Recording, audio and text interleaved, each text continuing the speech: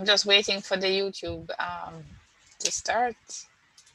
Admit. All right. Share screen. All right. So we're now live. I don't know why this is telling me. What is this? I don't want to look at that. All right. So I'm just going to start with the recording with the major project Final Vivo. So it's fairly similar to what was there before. Let me just make it bigger. So there are, as you know, I think there are one of the things that we ask is everybody should. It would be good actually for you to email me, but that might be a little bit tricky. But when you submit your project, please indicate the type of project it is, whether it is research and mini development, research only, or a major development. So for research and mini development, uh, the technical content, as in chapters 1 to 5, is 50% of the overall grade, and 10% is for each chapter. This is a description. This is pretty much as it was last year. The visual aids is 7% of the overall grade. Things like your visuals and your slides, your executive summary are excellent. Clearly for online, you don't need to have a spiral copy, so it will be a soft copy. The quality of presentation is how well your slides are organized, how well you manage your time, that you have no distracting mannerisms. Things like posture and eye contact is not relevant online, so uh, you need to be clear, good diction, and it's unlikely in an online setting that we're going to be able to look at the last two. And then for all of the projects, no matter what type, question and answer is 10. And then for mini development, the prototype demonstration is 25% overall, relevance 5%, requirements 5%, functionality 10%, and user interface 5%. That's a little bit different breakdown. Before it was still 25%, but the breakdowns are a little bit different. So it's more clear for each component. And then for the research only, it is as it was before. Technical content is 75%, 15% for each chapter. And then just like in the other projects, the presentation aid and quality of presentation together are 15%. So 7 for presentation, 8% for quality of presentation. Question and answer is 10%. And then for the large development, this is one that has the biggest change. We still have chapters 1 to 5 being equal weighting, 5% each, right, of the overall grade. Then just like in the other two, presentation aids is 7 and quality of presentation is 8. Same exact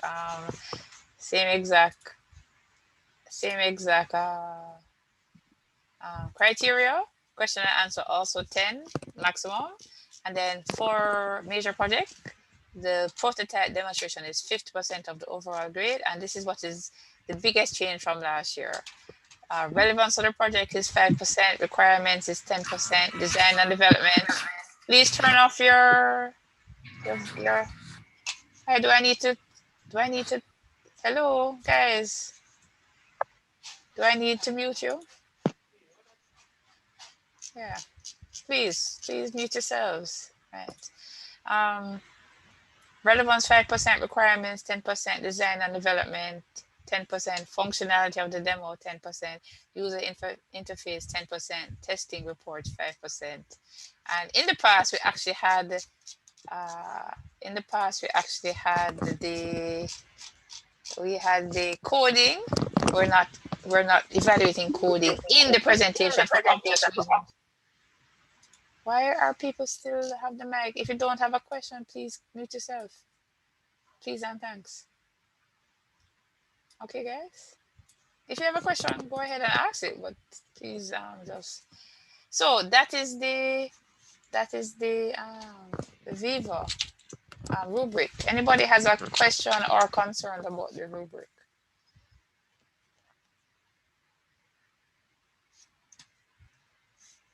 So for those who came late, earlier we were looking at the major project Final Vivo. I will probably go through it just quickly at the very end of this entire thing. If we have time, I don't think we're going to have time, but this is on the Google Classroom. Please go through it. See if the people in the group is correct, if the supervisors are correct, if the title is correct. If there's any major problem, please email me, the sooner the better. I'm just setting you up that list can be changed. If your supervisor has ascertained that you are not ready, you can be pushed back till August based on you not being ready. So I'm seeing in the skit group that up to just this evening, people are having other staff asking for students to enter data. I want to know how less than a week students are still begging or just starting to beg for people to help them get data for their projects. I don't even understand that. But anyway, so I take it that some people haven't started their chapter 4 because they haven't finished the data collection. How could you have started your chapter 4? So I am wondering how much people are really ready.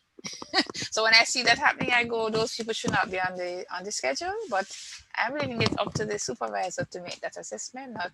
I'm not making those assessments. All right, so that's it for right there. So let me just put in the chat one more time. I'm going to put in the chat lots of times today. So for those who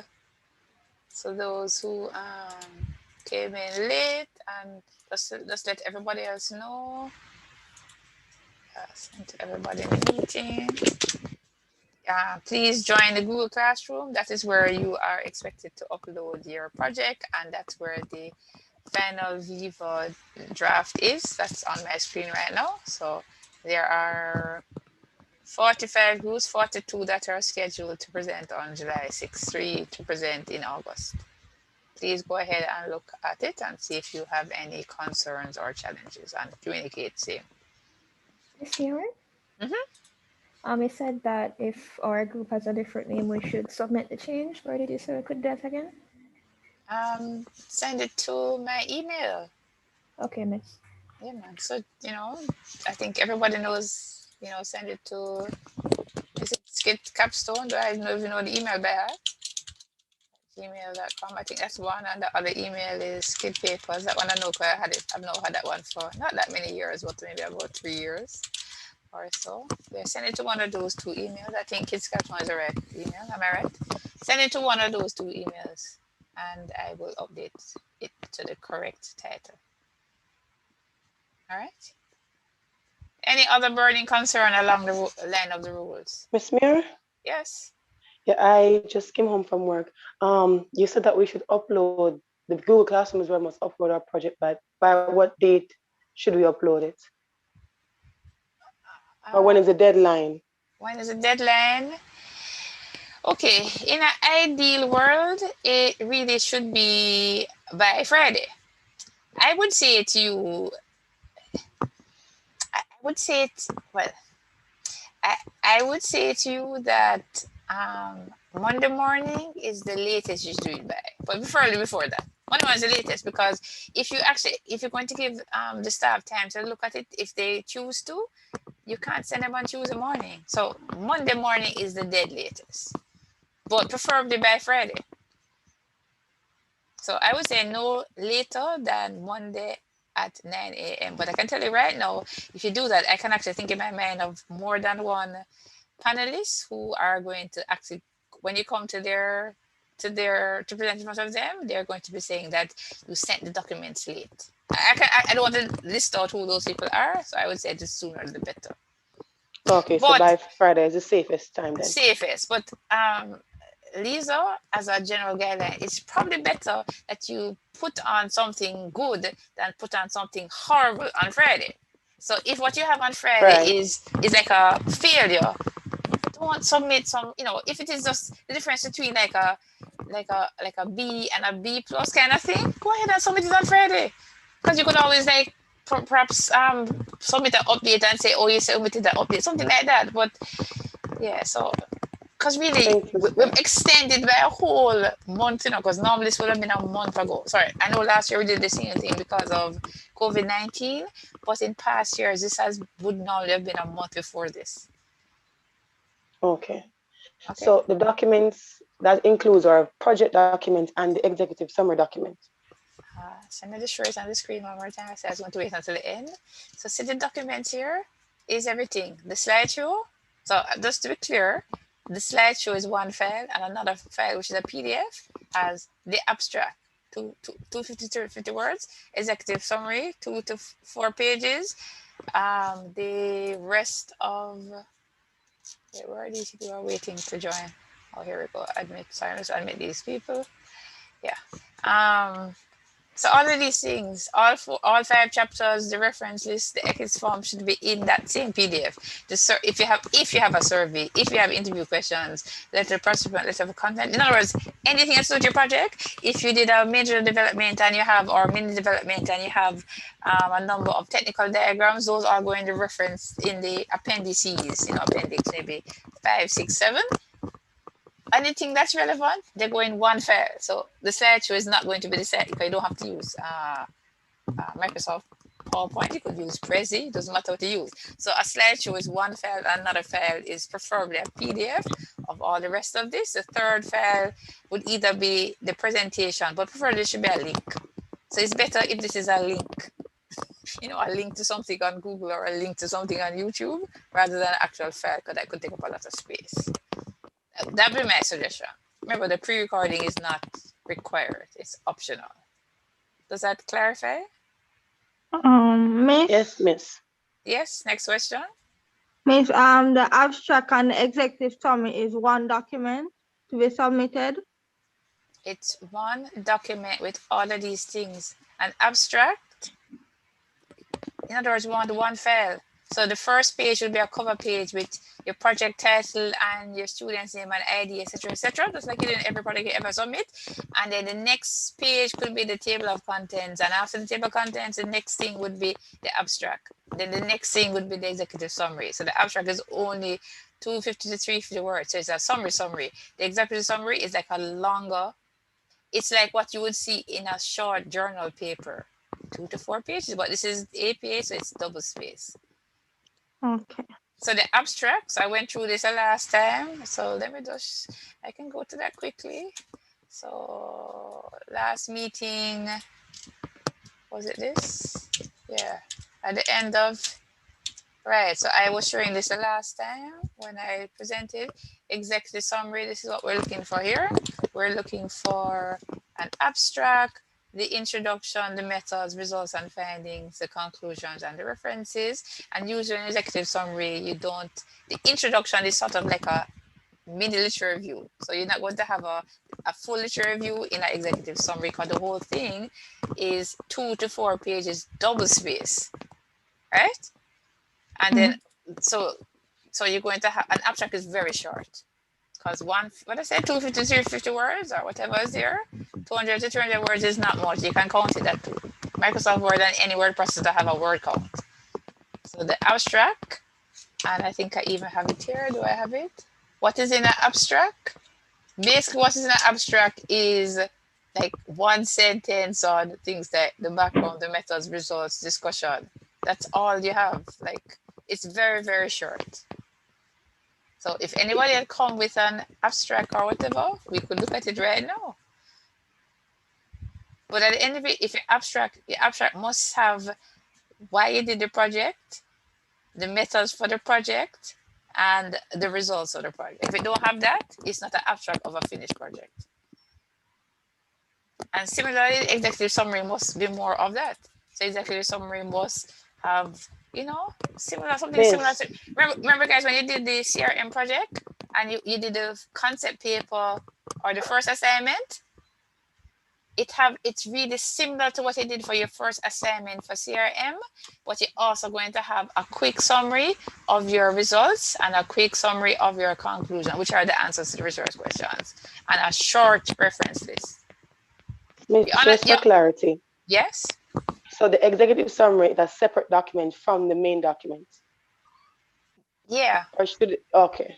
No, it's not it's a separate section.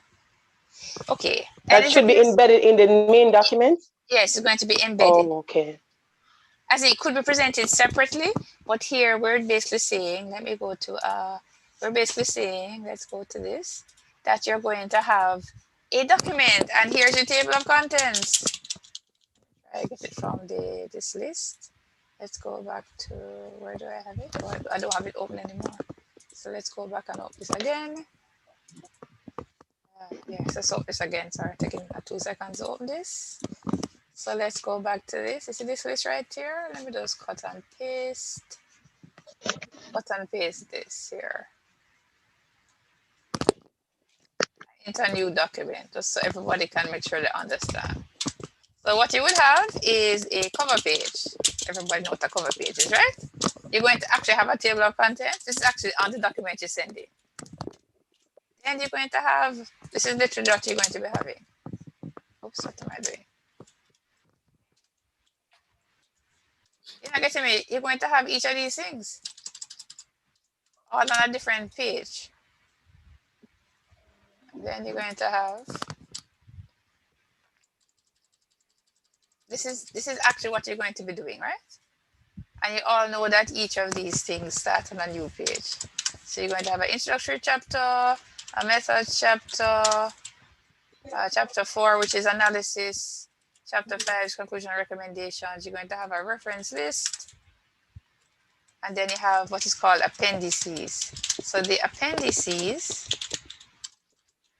and then you would normally list appendices. The appendices would all have a title. So this could be Appendix 1. Everybody getting what I'm saying now? One document. So this is one document. So it's two files. So one file is a slideshow. Right? And then the other file is what I'm calling a comprehensive PDF, which is all of these things. PDF. There. So let's do this. Bang. And technically, each of these things could be called Appendix 1, Appendix, Appendix 8, 3, whatever. Everybody following now?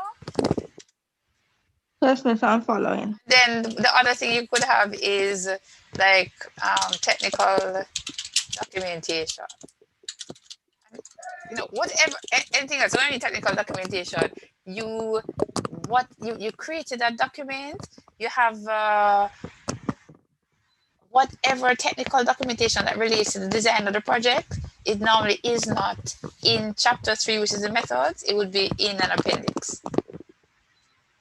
Right. So this is what you're going to be finished. You should have a draft finished by Tuesday, but you really have to be finished within about a week of that. But a draft should be finished by Tuesday. Somebody has a question. Put that in the chat. Sure, I can put this in the chat. So, and then the only other thing is all your recording. I shouldn't even call it that. Maybe I should call it video recording of presentation, that is optional. I'm going to call it a link. So good. Copy and put in chat. There. Everybody following? Well, hopefully that means you're following. What this is for? Could they repeat what all of this is for? Okay, I thought we'd done this. We don't want to spend too much time on this now. It's in the final Viva. Okay, so here's the thing. What we're doing right now is really preparing you for two things. For a 30-minute presentation next week, Tuesday. Yes?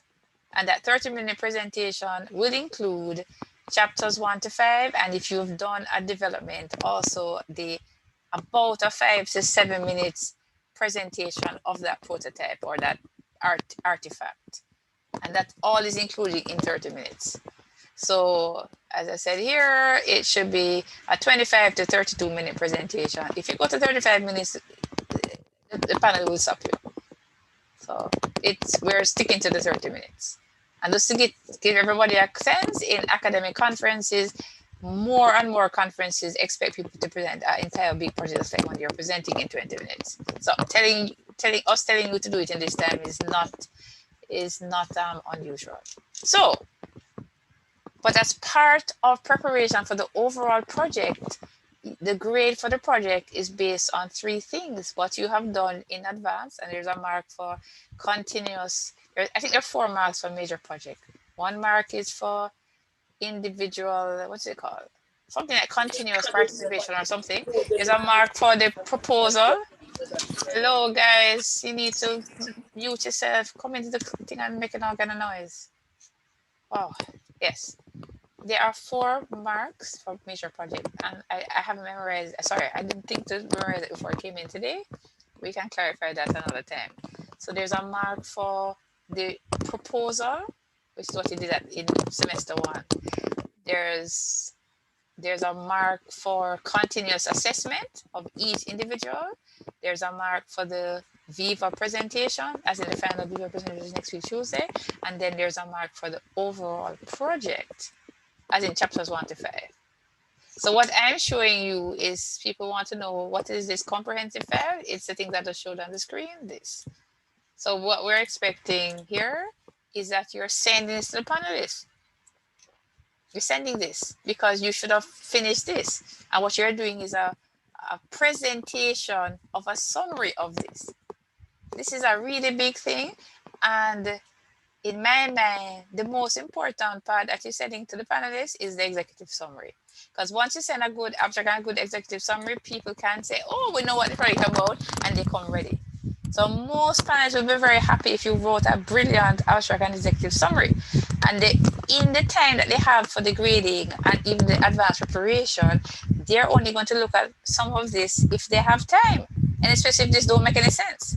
And so, by the way, some people actually look at it, right? So this is what you're doing. So this thing here is exactly what you're going to present to your supervisor. You're going to have, in the past, you have to print it out. Right now, we don't have to print it out. You're going to have a single PDF of all of this that you're going to submit to your supervisor or supervisor and co-supervisor. Yes? And it will include these things. As in, this is chapter 1, this is chapter 2, this is, sorry, introduction chapter 1, this review chapter 2, chapter 3, chapter 4, chapter 5. Yes? So all I was saying is that you're actually sending that to the panel. So if you go back here, you're actually sending at least 2 files to the panel, the slideshow, and a comprehensive file of all of these things. Everybody clearer now? Or clearer now? I don't hear any questions, so there's something else in the chat. Well, at least Shannon is clear. So can we move on now, guys? Yes, miss. Good. All right, so last week, I don't know if I know at least one person. I don't know if anybody had a chance to look at the video. The only thing that we haven't in these series of Wednesday meeting looked at so far is principles of how to do a slideshow presentation. So at 6 o'clock today, Denzel Williams is coming on to do a presentation which he did last year, which was an excellent one. And so he will be joining us very shortly. We have 40 minutes until that time. So in the meantime, I am now going to ask if there's any specific questions. I know that groups that I supervise have... Hello. If you're going to be speaking, I'm going to kick you out of the room, you know. If you can manage to keep your thing, if you're not going to ask a question, I'm going to kick you out of the room. I'm not trying to be not... Oh, Lisa has a question. Go ahead, Lisa. Okay, miss. So last week we were given the option for some persons who would like to present in the evening. I'd just like to know what time would that presentation be for persons? Lisa, did you send an email? Yes, miss, and you said noted. Okay, so are you in the classroom, Lisa? The Google Classroom? Yes. I just joined it. Okay, well, here is the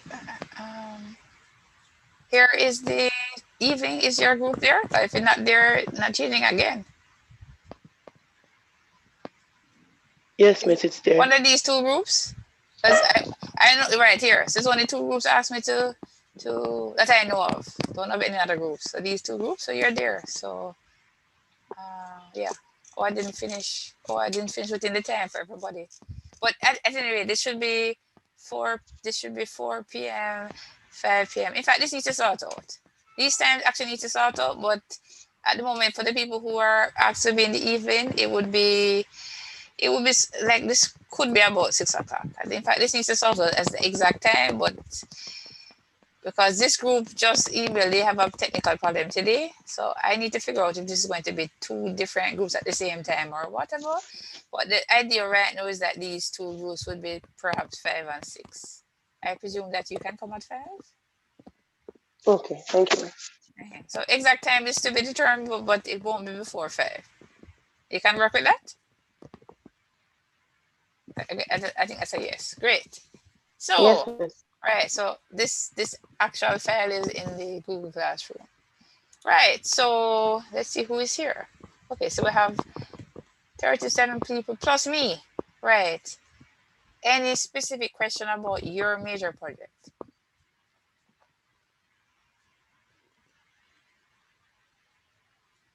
Because what I'm thinking, we have 50 minutes. What I will probably do, let me just give me 1 second.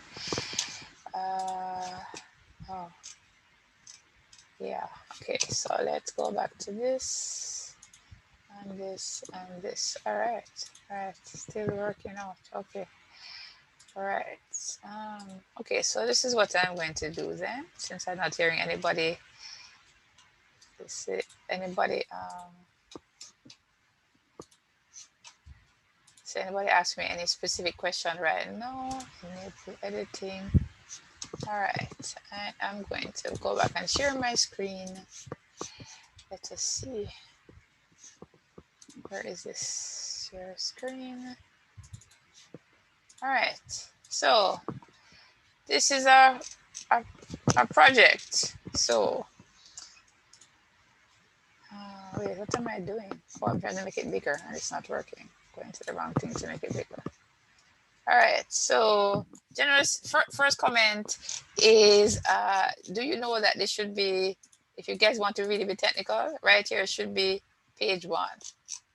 In fact, it shouldn't even be page 1 yet. Page 1 really starts at where chapter 1 starts. So this should be like you actually add in a section number, and this is where it's 1. And before this should be like, it should be I, etc., which will require section breaks.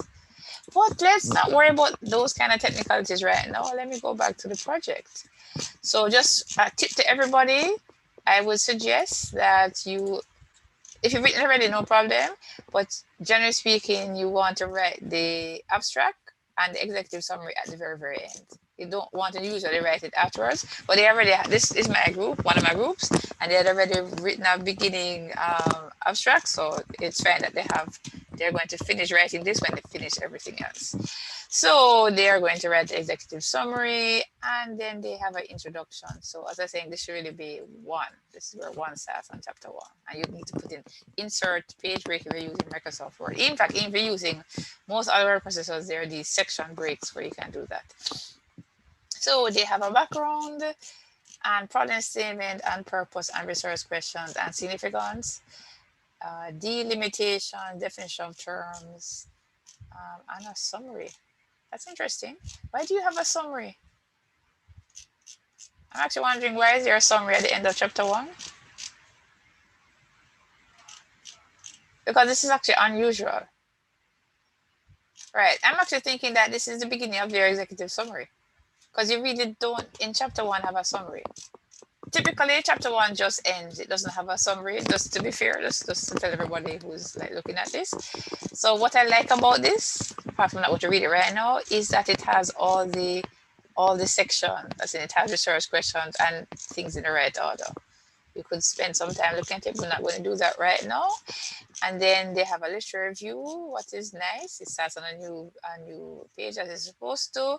And what is good about this is that after a little introduction to the whole idea of the project, they actually go into what literature will do. So it tells us literature review will discuss, and it gives you a list, which is now what the literature review actually does. A lot of students don't do that.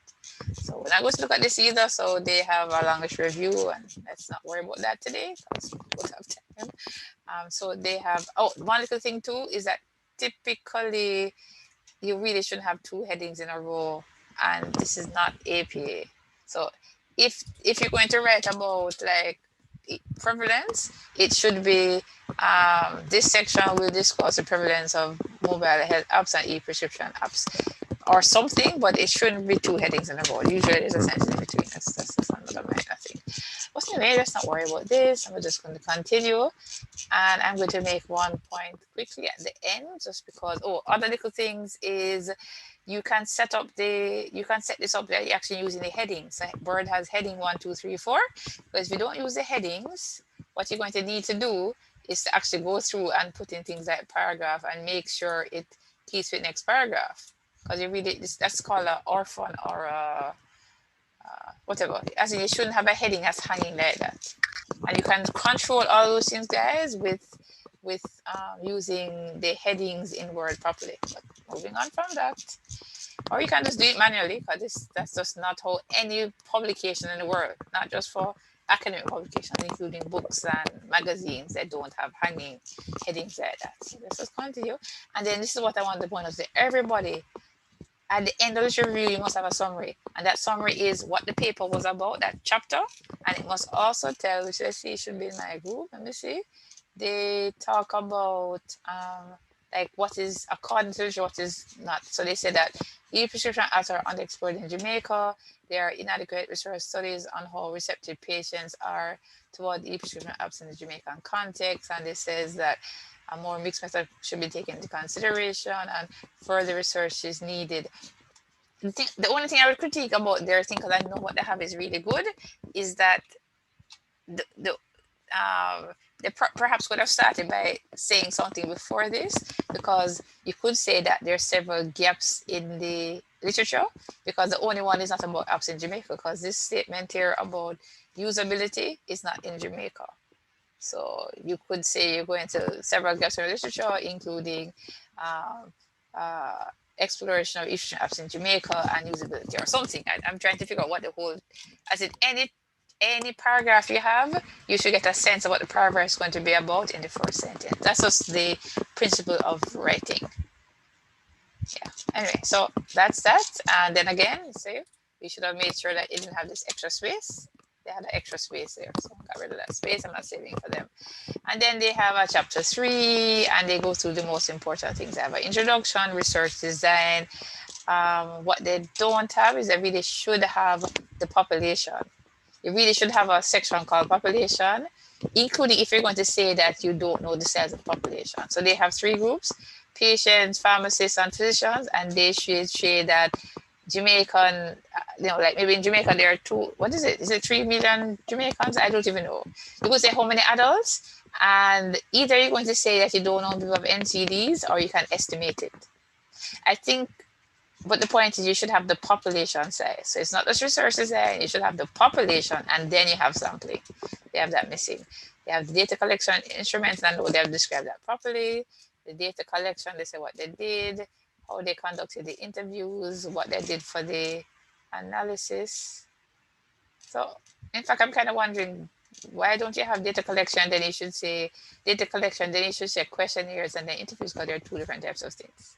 Because on the data collection is interviews and questionnaires. So, yeah. Data analysis, they tell us what they did. They talk about the artifact, which should be in chapter 3 for everybody if you're doing mini or major development.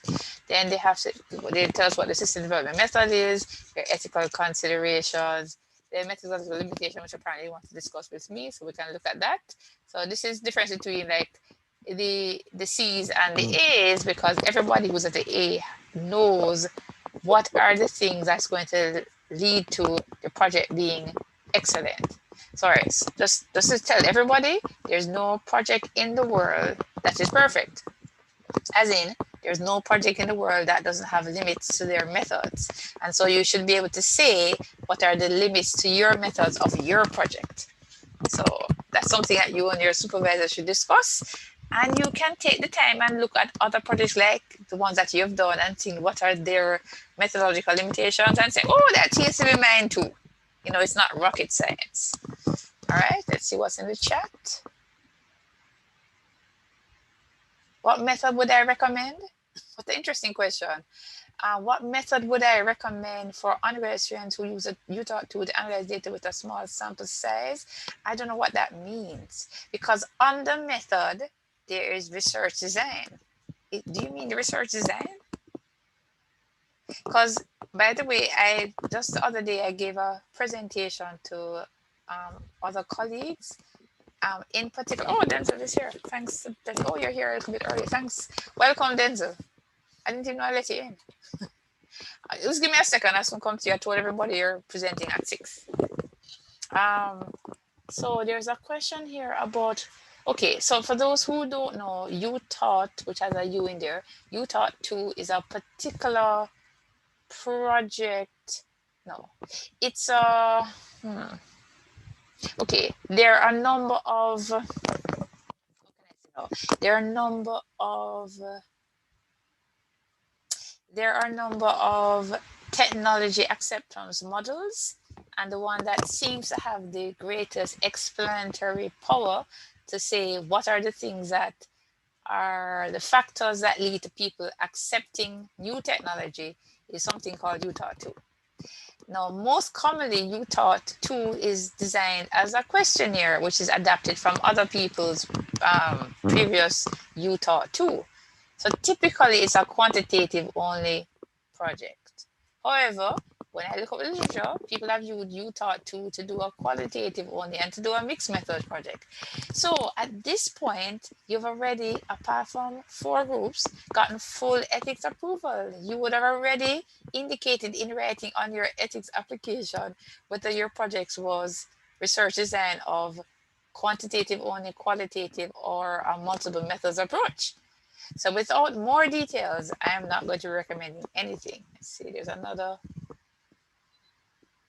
person asking a question about, is it particularly assessing things for analysis? I'm not sure what this, I don't know.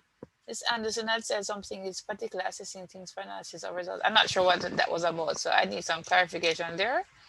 So. Mr. asking if I had any questions. Okay. Oh, no, that means he had no questions. Or was a question about analysis? I wasn't sure what the question was. Yeah, I asked if there are any questions, and I said no, currently assessing how to do the analysis of the results. Okay, all right. Right, and then I'm going to stop and make Denzel make the presentation right now. So just to let you know, so then they summarize their methods, and then after Mr. Williams makes his presentation, we're going to go ahead and talk a little bit more about the chapter 4 and how to do it and the rest of that.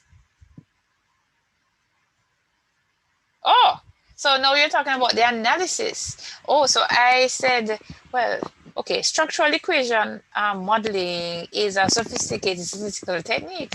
Now, if you are a computer science student or a mathematical whiz and you have volunteered to be the analytical geek for your project, I'm not going to say you should never do structural equation modeling.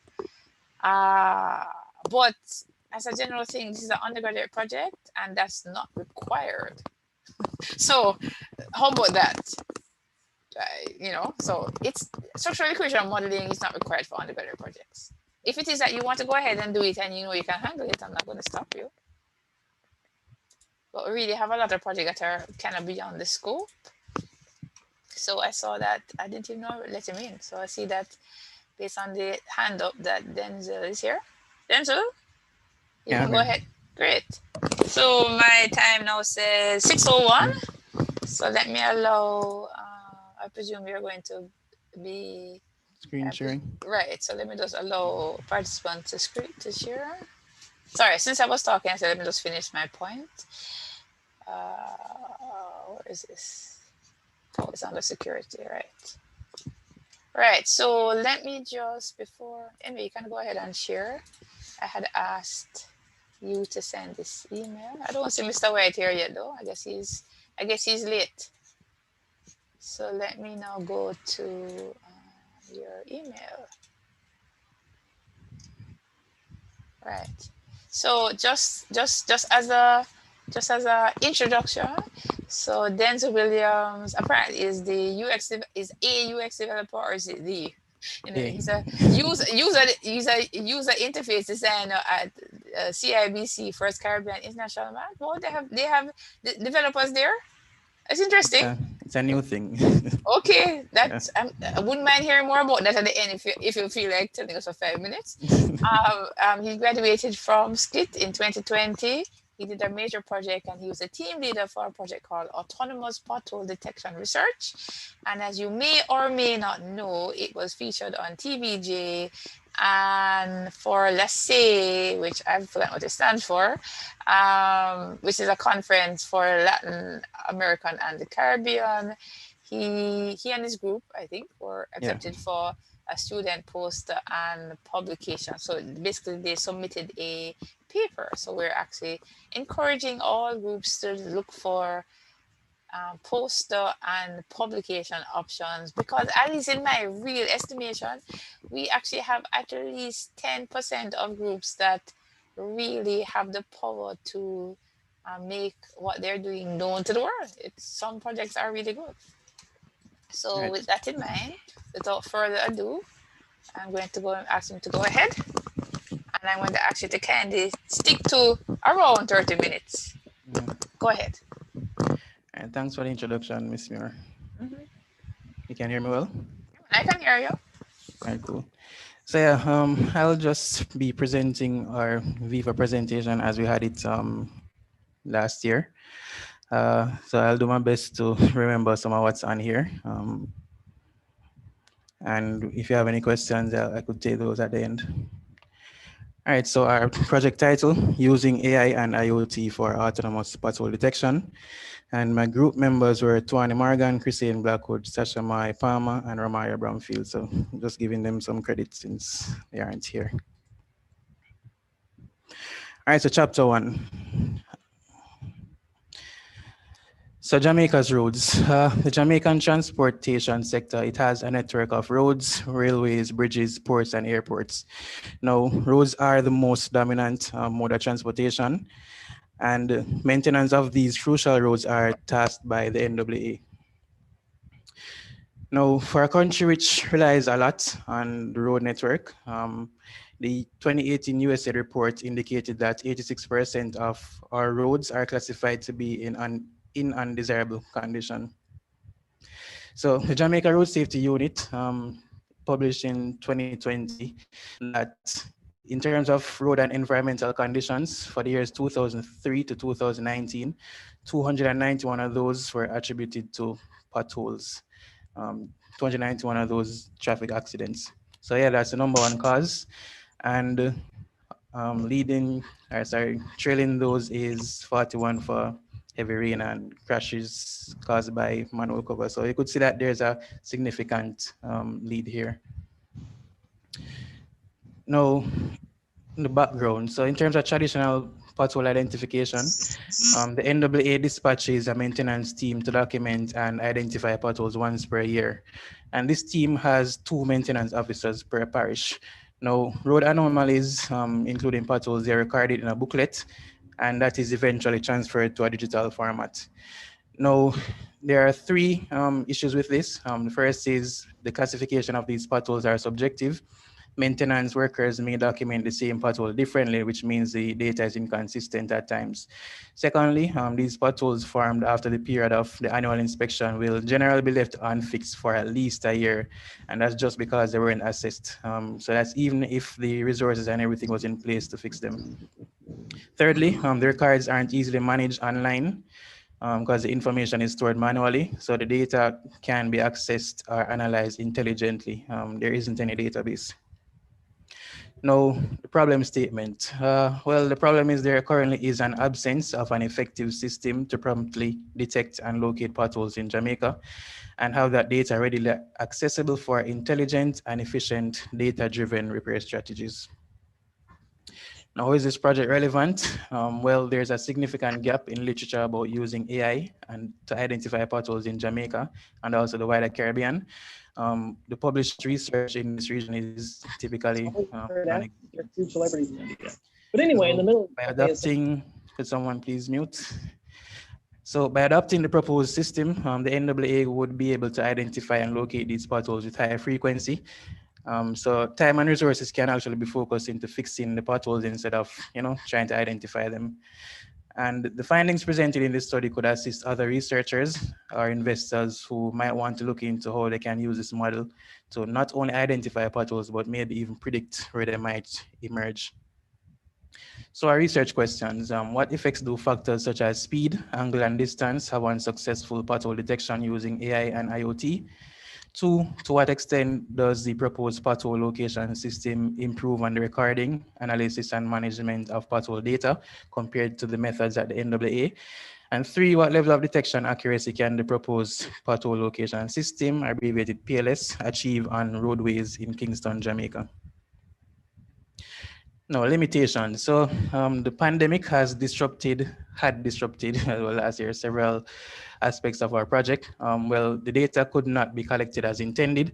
So we sent a survey to NAA, which we had originally intended to distribute physically, but we had to send that electronically, and the electronic version, it didn't get the optimal number of responses, despite us constantly reminding them.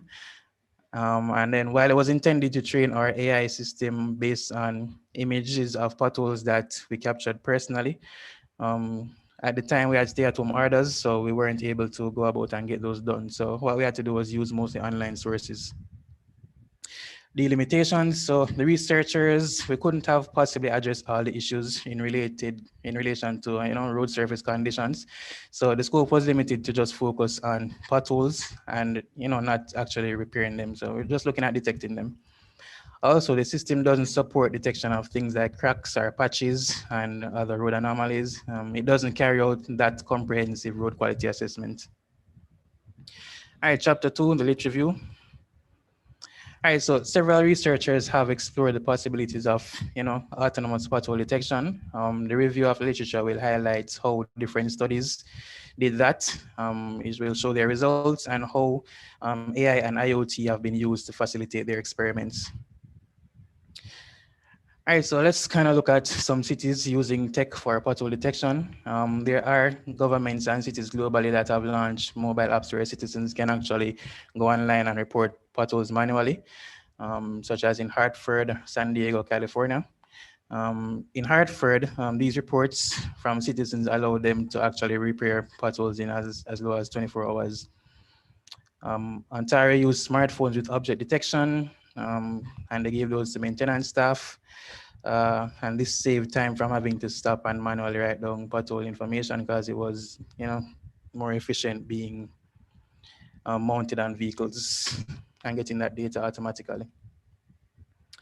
There are about 200 municipal governments in about 14 countries worldwide, and they outsource the services of a company called Roadbotics. Roadbotics is a road monitoring company that they use AI-powered smartphone software to, drive around in the street and collect data with their drivers.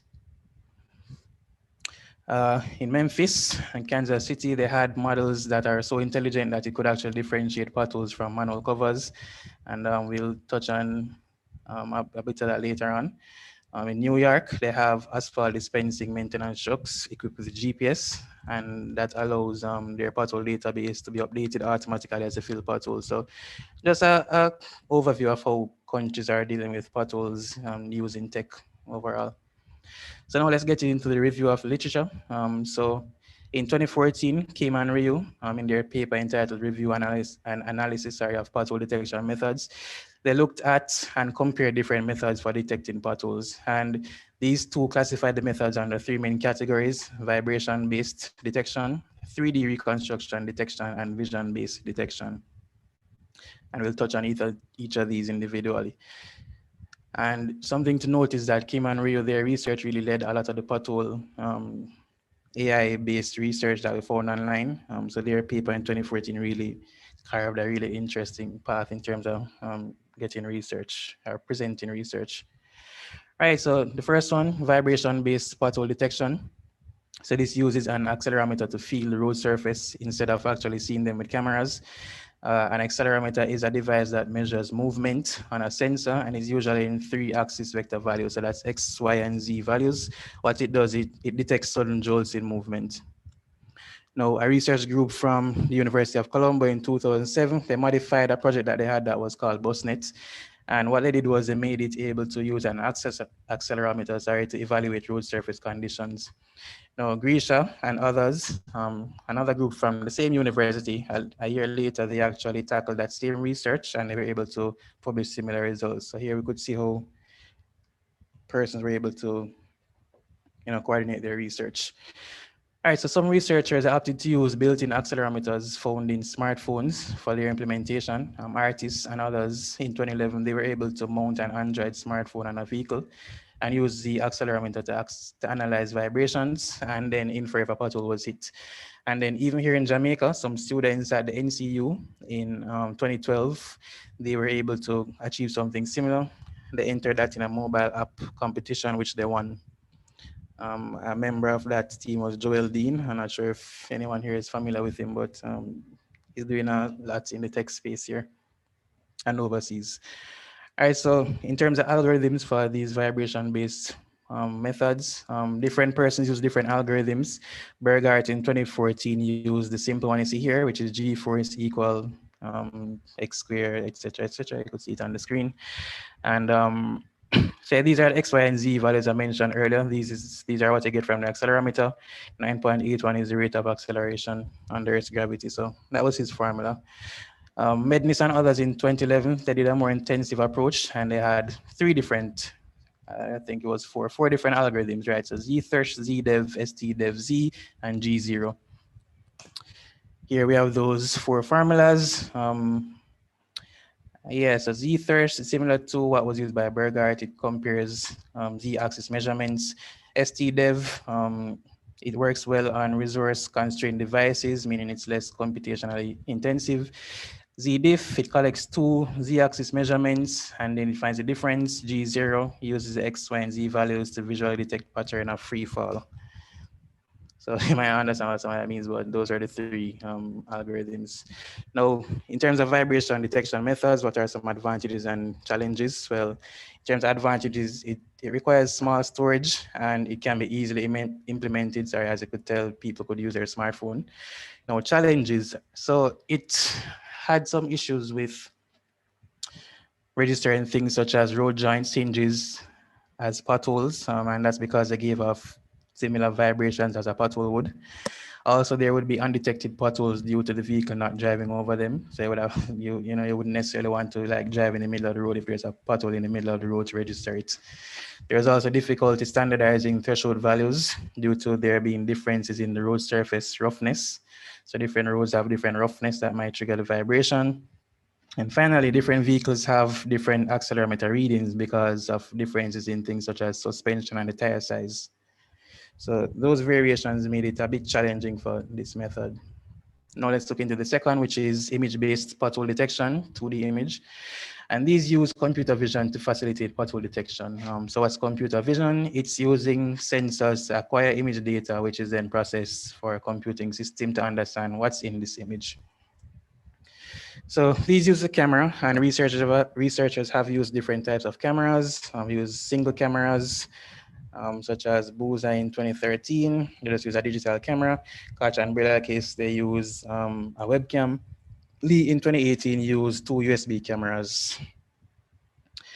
So we have stereo cameras as well, and we have smartphone cameras, as I touched on earlier. Now, stereo cameras, since that one might be new to some persons here, it's a ZED stereo camera, and it's made specifically for stereo imagery. So this is what Fan, Hosking, Leo, and others use in 2019.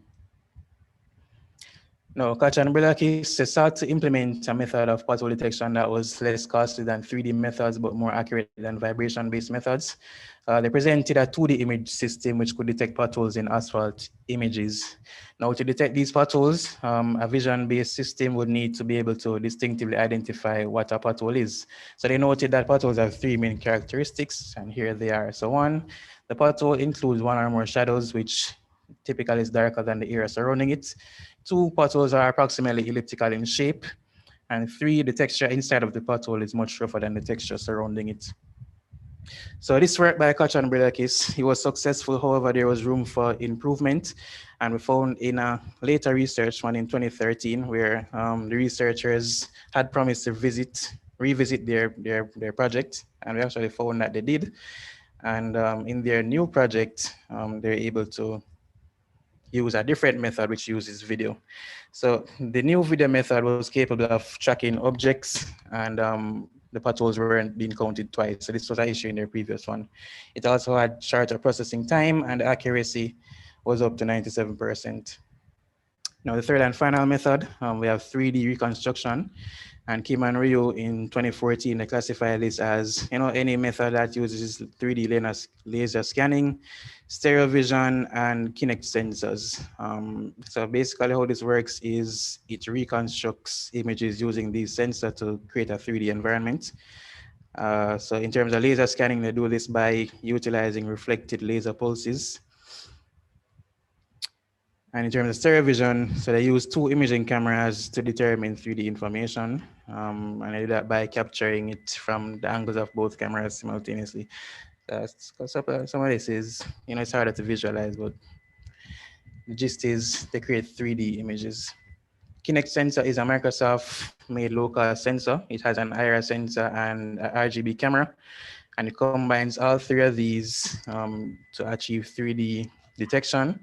However, issue with 3D methods are that they're difficult to use in real-time environments. However, they were the most accurate. So yeah, each main category it has a unique set of attributes and requirements which allow them to complete the task of pothole identification. However, they have differences in accuracy, feasibility, and how easy it is to implement. Now the methodology. All right, so our research study design. So the type of research we conducted was a mixed methods approach. A mixed study is basically where you combine both quantitative and qualitative data or research methods. So this research design was chosen because it was important not only to get objective numerical data, but as well as to get insight from empirical sources. So the PLS, it's not a consumer targeted project. Now we're looking at the population design. The end user is intended to benefit the government of Jamaica. And so for this reason, the general public was not our population of interest. They wouldn't have the expertise required to really validate the usefulness of the system. So with our population, it was the NAA, and we chose them because they have the knowledge and experience in the field to be able to help with this research. They're able to qualitatively assess the PLS. Our sampling method, we use purposive sampling, and it's a non-probability method where the researcher uses their own judgment in selecting a sample. And we use this because NAA members that are actively involved in the pothole documentation process would have specialized knowledge in this area. So we purposely selected them as our sample. And again, remember that the sample is the smaller subset of the population. Now the sample consisted of 10 usable survey responses. And remember, we had some difficulties getting more than that. So our research instruments, so we did a field experiment, an interview, and some surveys. So a couple interviews, couple surveys. In terms of the field experiments, we did this, you could see the dates on the screen. So what we did was we went around roads, selected roads in Kingston, and we used the proposed system and analyzed the effect of things such as pothole size, angles, time, the camera positioning, elevation, and vehicle speed and detection. The purpose of this experiment was to answer research questions 1 and 3, and those related to things like testing the accuracy and what factors affect detection. We had our first interview. This was with the NAA Parish Maintenance Manager, and this was to learn how the NAA does their manual pothole identification. Dates and times on the screen. Next interview was with Joel Dean and Jovi Chen McIntyre, and they were the persons from NCU that did the pothole location project that I mentioned earlier. And the purpose of this was to get information about their project that we couldn't find online. Well, there wasn't any documentation published, so we had to actually reach out to them and get that. And again, all dates on the screen. Now the survey that was with NAA staff, as I mentioned earlier. And the staff members were given the opportunity to use the developed web application and to interact with the data sent from the prototype. And then after that, we asked them a series of open-ended and close-ended questions to get their feedback. The purpose of this, to assess their opinions on the proposed system and to answer research questions too. Now, how did we analyze the data? Well, for the interview, we recorded it on an iPhone. We did audio playback on a MacBook. We used Audacity to help with that. That enabled us to get rid of background noise and amplify points where the audio was low. And then what we did was we transcribed this information into Microsoft Word. Now the survey, we did the qualitative data we got from the survey, what we did was we compiled that into a thematic analysis, and I'll show that later on in data presentation. Now the field experiment, typically with these types of projects, we're dealing, this type of experiments, we have 3 important metrics here. So the classifications, we have true positives, which are the number of correct potholes recognized, false positives, which are the number of objects identified as potholes but aren't actually potholes, and false negatives, the number of potholes missed are not recognized. And here we have the formulas for these calculations. Now, for ideal results, what we did was we put these together to get precision, recall, and F1 score. And for ideal results, recall and precision should be greater than 0.5, or basically 50%. So 1 is our 100%, or is the best attainable result. So basically anything over 50% is good. So now to the proposed system. So in an attempt to improve the NAA's manual detection method, what we did was we went with a vision-based pothole detection method, and we chose this because, as proven by the lit review, it was capable of detecting at an accuracy of up to 97%, which is higher than vibration, while also being less resource demanding and expensive, and than the 3D methods. So our prototype, you can see some images to the right. It has a camera and a small enclosure containing a microprocessor. So the microprocessor is here, and it was connected to a laptop. Now these components, we put it on a vehicle. Check with Mr. White's car that he lent us. These components, when equipped to a vehicle, can process live video to identify potholes and then send their geolocation and pictures in real time to a database. And they might have heard when I mentioned that the video methods proved more efficient. And then this data could be viewed and managed on a web application by staff members.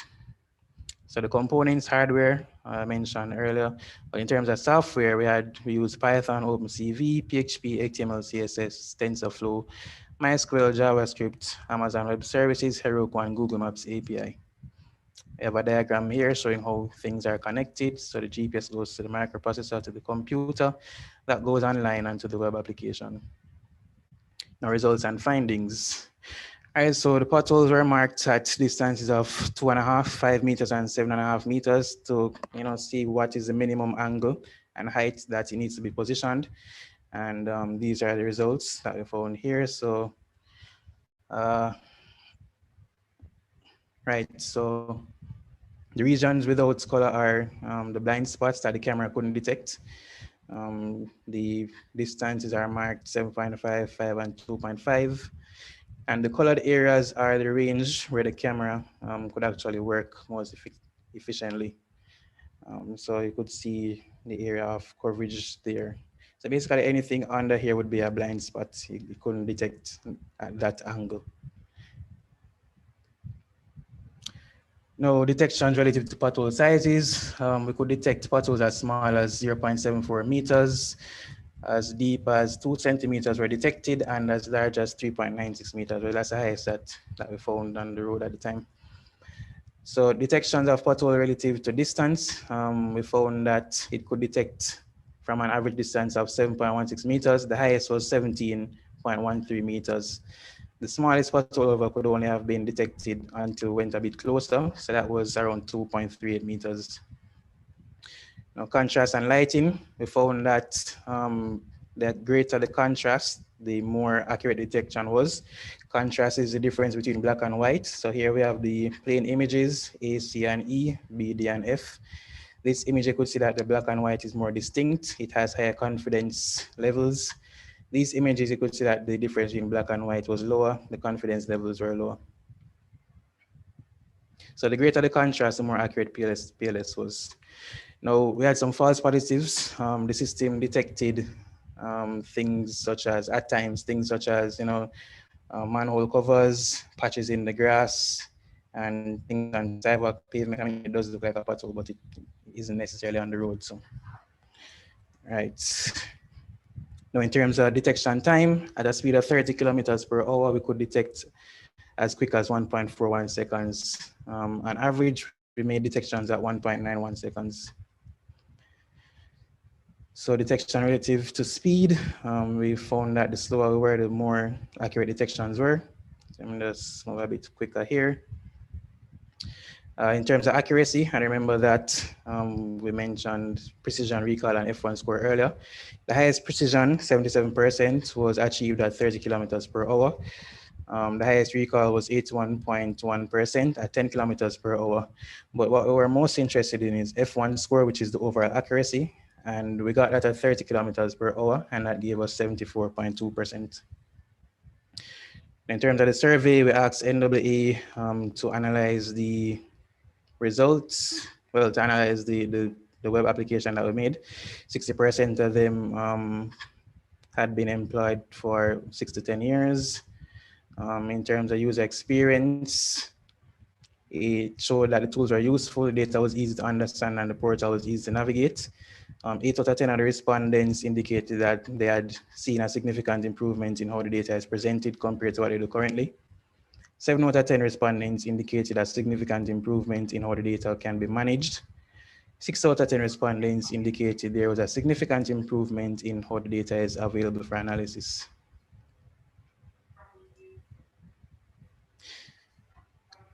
And here is the thematic analysis that I mentioned earlier. So what we do is we take the qualitative data, we sort it, we filter it, and we categorize them in themes. Now, the leading theme here was that they would have liked to see we introduce the measurement of potholes in terms of depth. They think that would have been useful in doing some other things which I'll mention soon. So conclusions, what effects do factors such as speed, angle, and distance have on successful detection using AI and IoT? Well, I just presented these. In terms of distance, we could have detected potholes up to 17.13 meters. Angle, well, at greater distances, the camera had to be elevated higher, resulting in a larger required angle. Speed, we could achieve 81% at 10 kilometers per hour. Contrast, the greater the contrast, the better. Question 2, to what extent does the PLS improve on the recording, analysis, and management of pothole data? And again, 80% of staff saw improvement. 70% of staff expressed significant improvement. 60% of staff expressed significant improvement in data analysis, 40% somewhat of an improvement. In terms of speed, on average 1.91 seconds using the PLS, while it would take staff 2 minutes to do the same thing. So our PLS was 98.4% faster in recording pothole data. Now, what level of detection accuracy can the proposed PLS achieve? Well, from the results, I mentioned not too long ago, 77.02% for precision, but the most important overall accuracy measure here was F1, and we got 74.26, which is a good result. Remember, this is greater than 50%. So from research, it was discovered that the proposed system can facilitate a considerable increase in productivity. F1 scores were good, and the maintenance staff at NAA confirmed the usefulness. Now, for future work, we recommend replacing laptops with a GPU processor, more training to improve the performance of the model, and by training, I mean AI training, and to estimate pothole depth and circumference. So we only look at size for this research, but members of staff at NAA, they said it would be cool to have this so that they could calculate repair costs, so they could work out the material needed. And that was our presentation. We had the references at the end. And a good thing about hosting your projects online, are you still seeing my screen? Seeing PLS version 1.0? Yeah, we're seeing your screen, but I don't see careless. I Right, see references. Let me restart sharing. Did you presented your prototype, right? Yeah, we did. Presented it live. So yeah, good thing about putting your projects, managing it with GitHub, putting it online is you'll have it accessible forever. I mentioned that we use Heroku, so checking this a year back, I'm able to still load this page and access. We removed authentication, so shouldn't ask me to. All right, so this is frozen. Refresh. All right, so yeah, everything still works, and I'll just quickly show what's going on in here in 3 more minutes. So we had the total potholes detected, potholes active, how many are marked urgent. We have the most recently detected here. That was 11 months ago, 1 year, 6 days. Could show you the pothole map using the Google Maps API. So where we're in Kingston, you could see 123 here. Click on zoom, and we could see all the different clusters. So on this specific area here, 43, 18 there. We went around the Papi and UTEC area. We go on active potholes. We could see the images of the pothole detected. And again, we did all this live. We could verify them, we could delete them. I think the most recent one here was when we demoed live during RViva. Yeah, it was so. We used a phone, brought up a pothole image, and it worked. So that was how we did our live test. You could see potholes repaired. Well, we didn't track that data. Could verify potholes. And so this shows the pothole image. If I click pinpoint, I believe it shows the location on the map. You could drive there to repair that pothole or whatever. Was that a manhole? That didn't look like a pothole. Oh, let me check. That was a manhole. Oh yeah, right. It was a manhole. Yeah. So yeah. So this is where you would. Positive. False positive as I mentioned, and this is where you would verify or delete it. So if I manually say that this isn't a pothole, I could hit delete here. So yeah, that's a quick demo of the prototype. That was our project last year. Okay, thank you very much. Welcome. They have references. Oh, you didn't tell us the recommendation, did you? Yeah, I did. So to replace the laptop with a GPU, more training. I see. I was just wondering, did you have recommendation for future research? Let me see. In the document, Ms. Mary. Yeah, it was in the document, right? I usually recommend that people also suggest recommendations for future research. So there are 2 kind of recommendations to everybody. There's recommendations that are practical, which is what these are, and then there's recommendations for future research. Thank you very much. Anybody has any questions or comments? Mr. White, you can feel free. You came very late. Yes, my apologies. No problem. Any questions or comments, students? We have 40 of us here all together. But everybody stunned into silence. Obviously, I enjoyed that presentation. In regards to where you got the false positive for the manual, you said pothole itself has a certain characteristics. And manual itself would have a certain characteristic, even if it's square or almost a proper circle.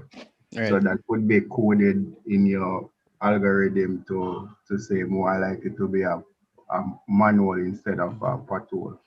Right. So that was in the recommendations where we would need to train it some more because the training set was limited. But yeah, I think it's manholes and potholes share certain characteristics. So they're typically circular and the contrast and things like that match up. So yeah.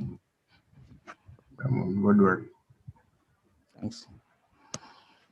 Yeah, I would say this is a good presentation. Lots of little things I see though, meaning this is excellent. But guys, for example, here's a little thing I see, which is this is not the things that you would take much marks from. So for example, you have like a precision at the end, which is too much. So for like when you report the F1, you report it at with a whole lot of numbers. You know, like you put like 90, like let's say you said 97, like you said 92.875. That's just too many numbers. But the point is, those kinds of things that I say, yeah, you should round it up to like maximum 3 because you didn't have that level of accuracy because you only had so many potholes. So given the amount of data you have, you couldn't have that level of accuracy in this deciding how. Get to me? You only did it was a small sample. So your soil sample you wouldn't be able to decide that your project, your pothole, what's it called, detection system, was accurate at that. You know, maybe it's 97% accurate, but to say it's 97.123, we don't know that. But you don't have enough data yet to say that for sure. But yeah, the sample wasn't that huge, but yeah. So some little things like that. So for example, I would have suggested, like, I really like literature review. I would have suggested that you had a little bit more general introduction to the overall literature in the introduction. But that didn't take away from your presentation, but you actually did it later on in the presentation. The other little thing I would say, because this is really excellent as everybody can see. The other little thing I would say that probably I would suggest to everybody here that the reason why they could have had so much text on the screen that he read and it still was interesting is because he knows the subject. So it's always recommended that you have not so much text on the screen, but because he's comfortable with the material and he wasn't relying on what was there to make the presentation, is the reason why it didn't distract. So guys, you really don't want to have too much text on the screen. You really want to just have less text and not be reading. So they had actually a little bit more text than I would recommend, but because probably the whole group was very familiar with the project, it's clear. That was even, I'm sure all the group was familiar. They wouldn't have had a problem with people paying attention to the presentation. That's one more thing I would say. Once you all should make note, you see how they had the citations throughout, you all are expected to do that. So one thing was excellent in this presentation, you see in chapter 1, in chapter 2, as in the first section of introduction, in literature review, you see how they had the citations. The one thing I would say, because I think you did it well, is I would have wanted to spend another minute explaining how you chose of the 3, you had 3 methods. Literature review talked about 3 different ways of pothole detection, and then you quickly told us which one you chose. Since that was such an important decision, it would have been good for you to spend another minute in the presentation. But I know this is not the real thing. I'm just making a comment to everybody. That was an important decision. So it would have been good to explain that a little bit more. But this is not, I'm just making, but this presentation was excellent. Guys, please mute yourself. Who's talking? Who's talking? Oh, here you go. This person is talking. Right, and just add that a general recommendation is, so yeah, our presentation is text heavy, but the thing is we didn't intend to come and read from the slides, as you could tell. So I did this a year ago and I could still go through fairly easily, and that's because we really practiced. So practice. All right, so the time will go.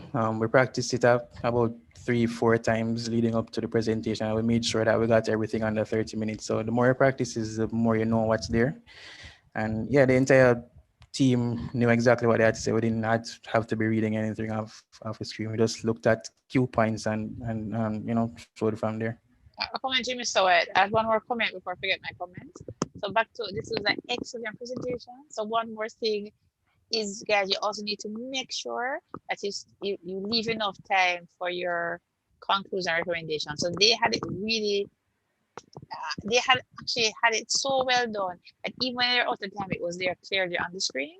But you just want to make sure that you practice such that if you have a prototype, you have enough time for the prototype demonstration. So a while ago, I mean, it's kind of cool questions for you guys.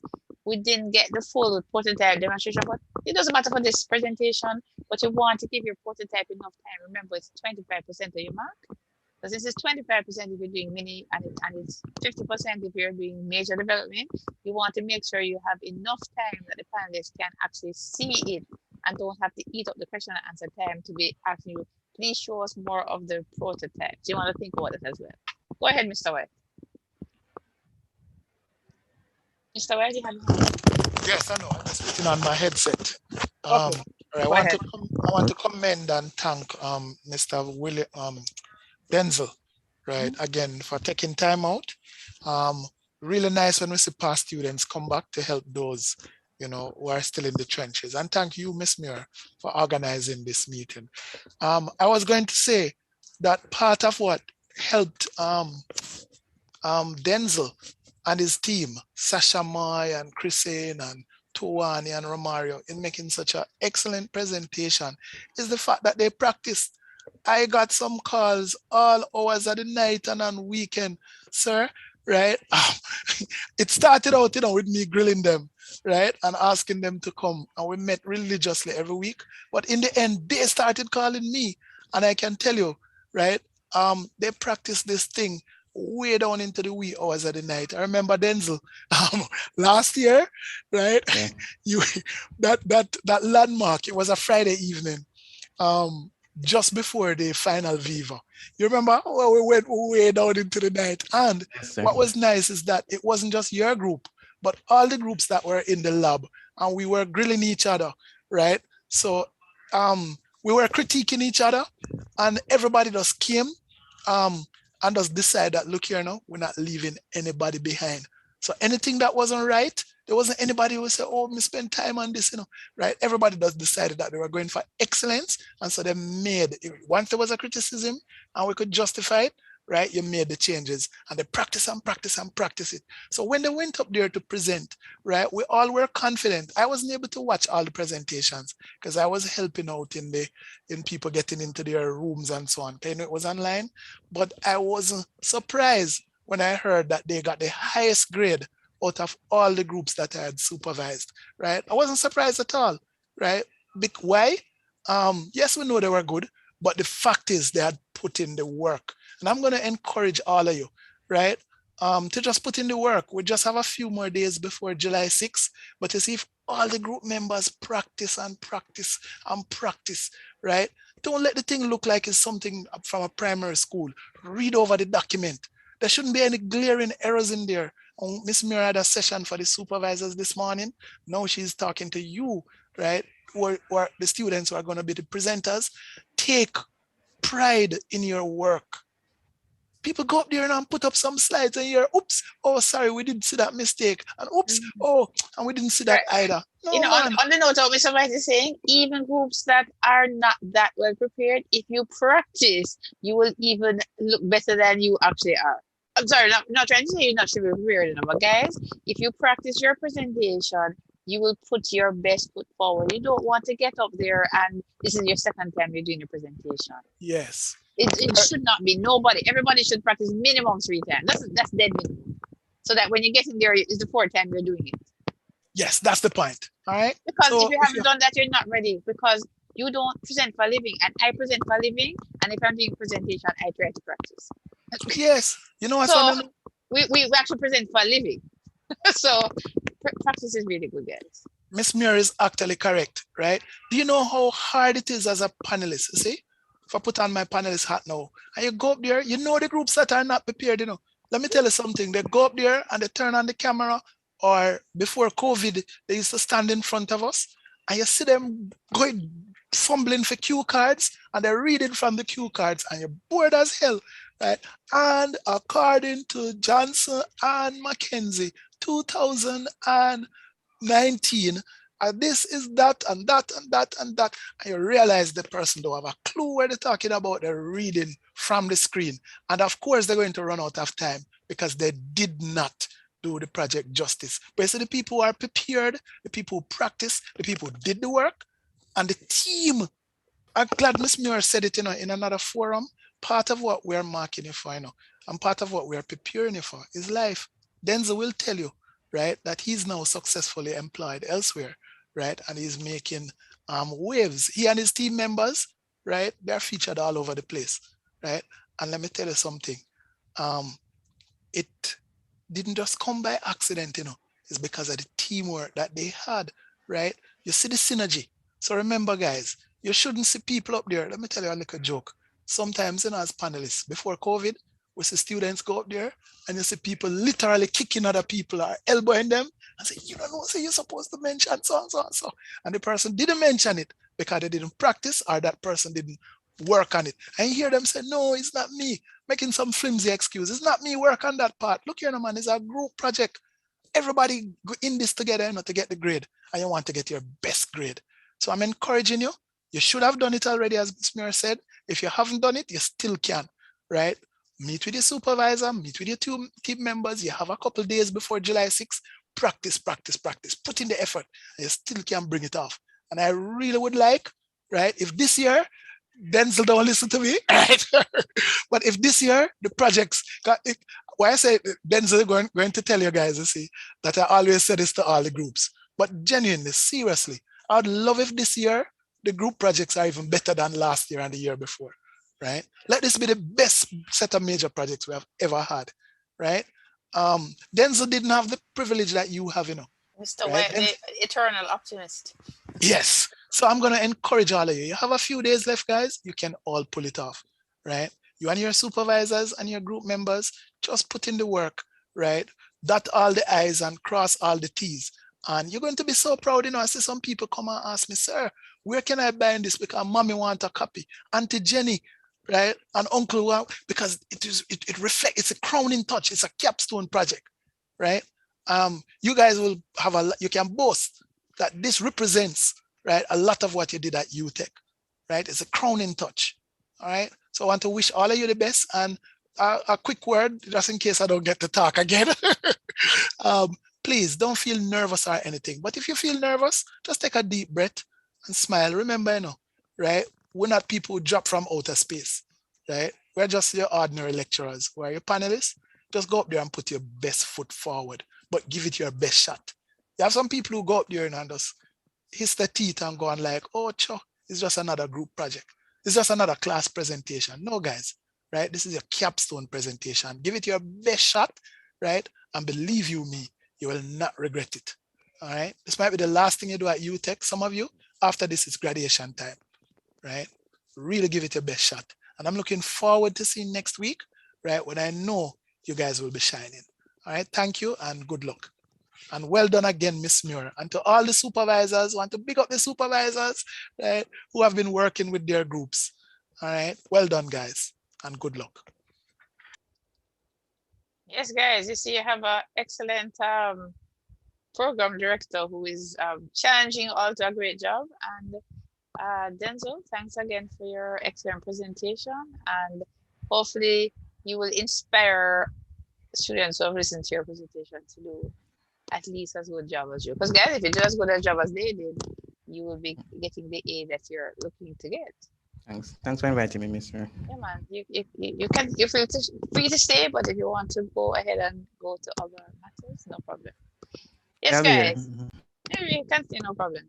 Yes, guys. So before Mr. Williams started talking, we were looking at a particular project on we're about to go to chapter 4, but before we go there, I just want to be clear for everybody here. You understand what is required for the presentation? Just to go again, it's a half an hour.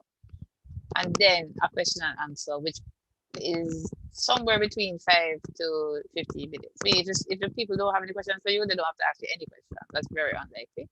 But the questions should not go more than 15 minutes.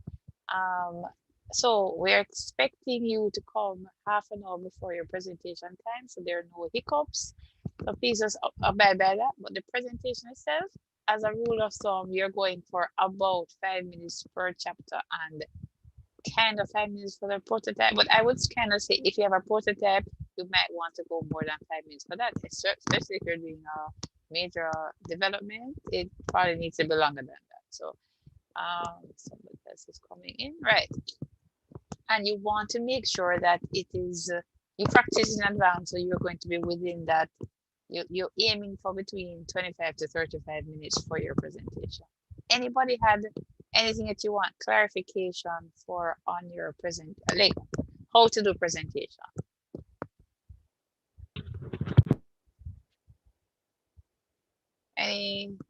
So I take it then that using this model and just giving those guidelines, very good.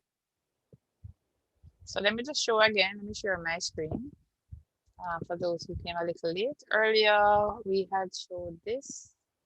So we have not trying to repeat it too much to bore people who have seen it before. So the major project final Viva draft is on the Google Classroom, and it's also been sent to all lecturers. So this is draft 2. The draft 2 has been sent to lecturers as yet. This has been shared on a Google Classroom. So the last few pages is all 45 groups. 3 groups are not going to present till August, and 42 groups will present on July 6th, unless there's a caveat. If any supervisor believes that their group is not ready for Tuesday, they can email the coordinator, which is me, and say that the group is not ready. And people, by the way now, guys, no supervisor is looking to do that. But if you really are a disaster, it's not useful to either you or to your supervisor or for the panelists for you to present. So we're not trying to fight against anybody. It's a matter of, are you ready? Okay. So that's this. There's a list. You can look at the list. If there's any errors, just send me an email for correction. And the rules are here. So just, you have a choice this year formally. You can either present the whole thing live, or you can record, but the recording is not for you not to come. You still will need to come to the recording and then be available for question and answer. You must come on time. All but one group. That's only one group, which is group number, which group is it again? Group number 4 needs some sorting out with their ethics approval. The groups that have in August still have some challenges there, but all the groups that are about to present already sorted out their ethics approval. So you need ethics approval, you should be registered for PRG 4020, and you must obviously participate in the project. And you, just like in February, you are expected to come early and put your room number, group number, your name, and possibly your ID number would also be helpful. And then in advance, you're expected, as I said earlier, but some people are just joining now, just want to make sure everybody knows, you submit 2 files to the Google Classroom and to the panelists.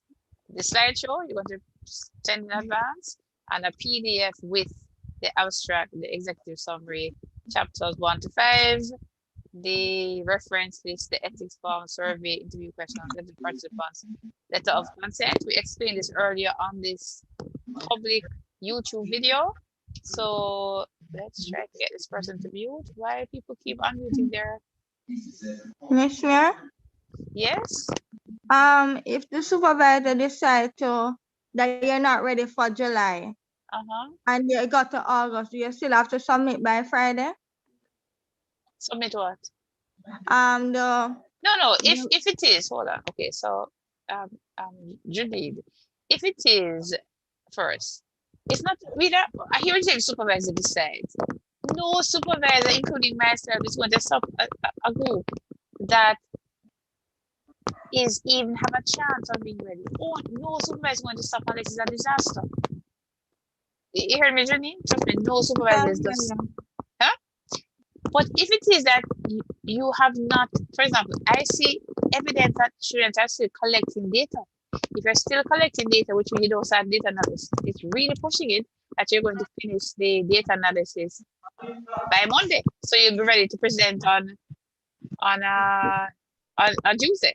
So since I see evidence that there's more than one group still collecting data, I can see how some of those groups would not be ready. I don't know if they're going to be ready or not. But if that's the case, then it would make sense to submit to the panelists because you will be presenting. Have I answered your question? I did put you on mute because you're making noise, but you can either unmute yourself or put it in. Yes, miss, I heard you. Okay, right. So we're not anticipating of anybody who is plausibly ready, because nobody's trying to. You guys might think that some people are fighting against you. Nobody's fighting against you. Sorry, guys, not to bring up the bad stories, but I've seen students literally cry in major projects because of challenges that they realize that they, thanks them for coming, literally had some challenges, and we don't want you to be going through those kind of challenges. So we just want people to come who are ready to present. Right, so you're going to deliver oral presentation supported by a slideshow, respond to a question and answer session. And these are the dates which I had talked about earlier. The idea is for you to submit your entire revised PDF to the Google Classroom by this date, which you will send to your supervisor before that. And as you already know, there's a post on paper presentation in August. There'll be preparation throughout July. Please email me if you want to be part of it and prepare for any possibility problems with your Final Viva. So if you can, try to have both Wi-Fi and data plan. And there are some notes that you can look at. And I haven't posted the final rubric to the Google Classroom. I'll do that in a second, but I showed it earlier. So that's that. So any questions on that? Because other than that, I think we have sort of gone through the rules and regulations for the Final Viva Day, as well as an example of how to do it. So to me, I've ended that part. The only thing now is to look at how do you actually write up chapter 4 and 5 and giving feedback to my groups which I've invited to this presentation. So any burning question? Because while people are thinking of every question, I'm going to go back and share my screen. I'm still open to questions. So what we had started doing earlier is started looking, and this is a group of I'm supervising, and we had looked quickly, we had glanced at chapters 1 to 3, and this is their chapter 4. So this is we actually looked at it, I think, last week, and this hopefully is a revised version. So they started with telling us their research questions and telling us the people who have responded to their questionnaires. There are 3 groups: patients, physicians, and pharmacists. And then they have, let's see, somebody has a question.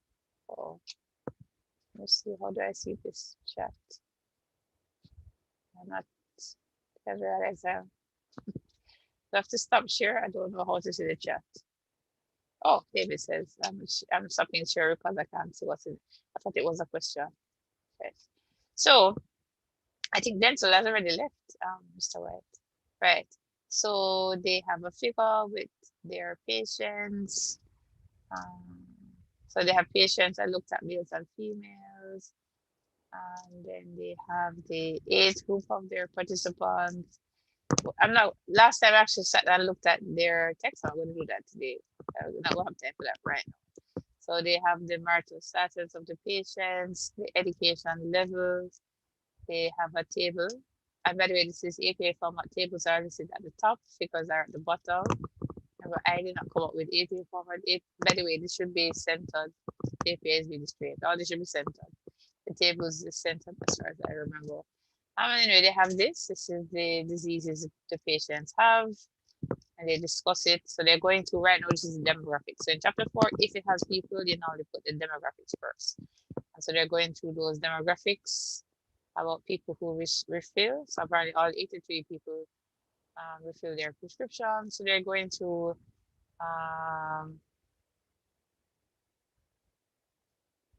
but this is a strange. The estimated time is wait time is 10 to 20 minutes, but you can't see this on this graph. So I'm looking at this thing here. This is a little bit strange because this frequency, I would think you would have had like 1 time a month, 2 times a month. We actually don't have. I would have figured you'd have a table like this, something like 1 time a month, 2 to 4 times a month, something. Because this doesn't really tell us the data. So something seems missing here. Because even though this thing says 10 to 20 minutes, I don't see how the table actually gives us anything about the estimated wait time. I say I mean, but I don't see anything else. So I'm actually wondering if you're going to have a table that doesn't have much information. I don't know why this table is necessary, but they tell us the data, and then they have a nice cross tabulation of education level versus medication adherence, and then they could have an analysis of if there is a pattern. And I wonder, is there a pattern? Anyway, I'm going to move on because we and then it's one thing that I was saying, this is just about presentation, you want to try to not have too much dead space. So for example, you don't actually have to have the text for a table after each table. You can actually start this this before the table, and then this is, you actually have this table using double space. Tables and figures not supposed to double space. So this is actually, oh, how do I fix this? Not so easy. So you actually have, can I fix it easy? I don't know. Can I fix it too easy? Not so easy. I'm trying to see if I can do it. Not sure if I'm going to be able to do it. That it might not be so easy. I'm actually thinking, how can I do this? Clearly, it's not doing easy. Not right now. Miss, you can highlight it and then go to home for the top. Yeah, and then yeah, and then right we have the paint, the bucket. So bucket. You need this? No, the below where you are right now. This? Yeah, beside it. You see the yeah, that's the alignment tool. So you can adjust the spacing from there. Okay. Okay, so what I was saying is we can make the thanks, Dad. This is the version of Word I'm not used to. I use the Word so long, you guys will be friends. Red, I was saying that I mean this person. So this just doesn't need to double space. So the double space for APA is not for the table, it's for the text. So it's really taking unnecessary space. And same for the title too. The title doesn't need to be double space, so this should really be simple space. Oh, sorry, I'm doing it the very unfancy way. I should have just did the way that I was just taught. Right, so here it is that take more space, but as I was saying, see all this extra space here? You don't need all this extra space. You could actually start some of the text up there. So if I'm gonna, if I was typing this, I would actually put this up here because we just have all this extra space unnecessarily. So I don't have, and then what they did, let's view this, let's go back to home. I'm going to show for what they did was they put in all kinds of extra tabs. Why you have all these tabs? You don't need tabs. Only thing you ever need in a document is insert. You only need insert, page break, insert, section break. You don't need those hard returns. So sorry, just to show you, that is like this. So I probably wouldn't do these changes until the very end of my chapter 4. So you might not want to rearrange the text until you're finished. What you don't want blank spaces. And remember, you can resize the tables and the figures. They're not set spaces. And why is there all this extra space between this and this? Too much space. Anyway, so moving on. Right, so we have this a correlation. Interesting. You've correlated. But this is the acceptance of the. This is interesting. So, okay, this particular project, they want to look and see if these things, for using UTaught, this may be what somebody's asking before, performance, expectancy. Okay, let me give a background to people who don't know what this is about. So there is many different technology acceptance models, and one of the technology acceptance models is called UTaught 2, which is what this group is using.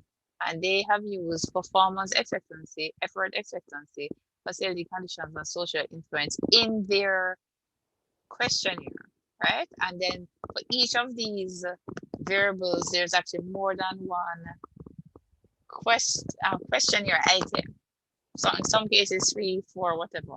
And they basically do the sum, and then they want to know for each of these, do these correlate with the variable called, I think we better not call it acceptance. I think it's acceptance of e-prescriptions. That's what this really is. So, and really what you want to see is there a correlation between these variables and acceptance? And so what is really most important is not all these other in between, it's really this line right here. Because you really want to see, do these, we're not really so concerned how these relate to each other. It's really to what extent does performance efficiency, is it linked to the acceptance of e-prescription, which is what the project is about, right? Is this e-prescription, right? Because I think you guys actually have 2 variables. You have acceptance of e-prescriptions, and you also have acceptance of medication adherence. Not true, guys? Hello?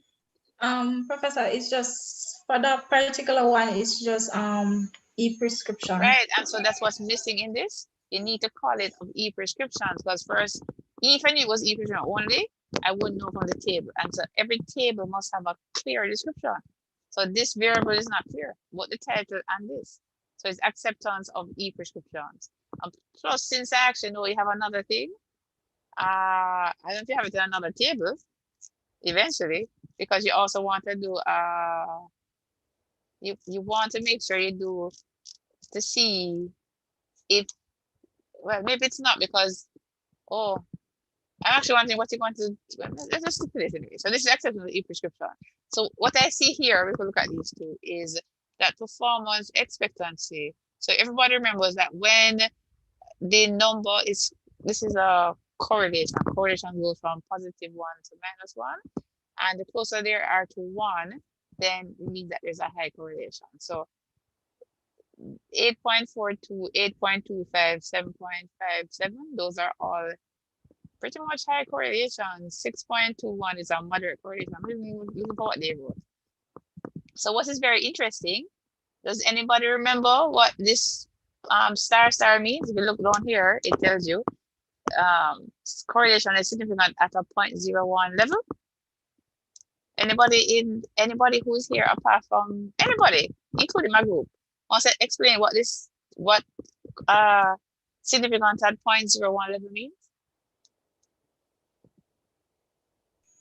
It means that you can have 99% confidence in the data being presented.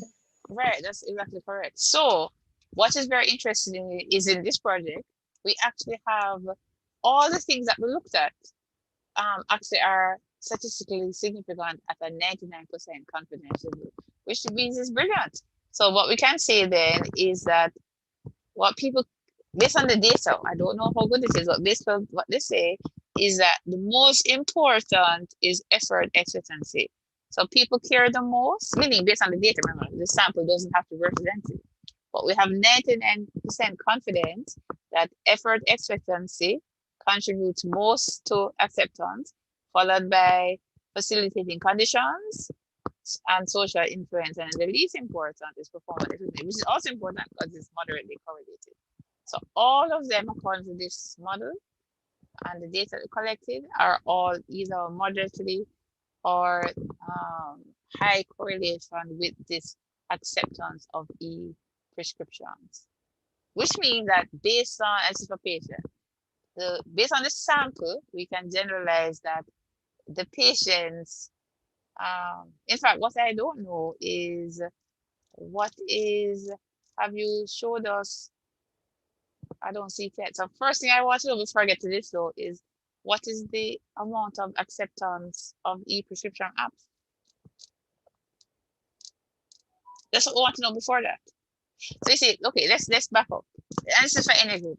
So we had this nice presentation of the demographics. We're not worrying about how perfect or not perfect it is right now, but you have some demographics which is useful. And then after we finish with the general demographic information and things, we want to know the most important things. So before we go all the way, because I could go back to the research question, before we get to the point where they're analyzing, let's look at their research questions, wherever they were. I'm just finding quickly. I know they're in chapter 1. I'm going to go there. I could have gone to chapter 4, but they're being there too. So how receptive are Jamaican physicians, patients, and pharmacists adopting e-prescription apps? So before I get to, maybe there should have been another research question, which is related to what factors contribute most. But the first thing I want to know in this, because you started to tell me about the patients, is how receptive are the patients adopting e-prescription apps.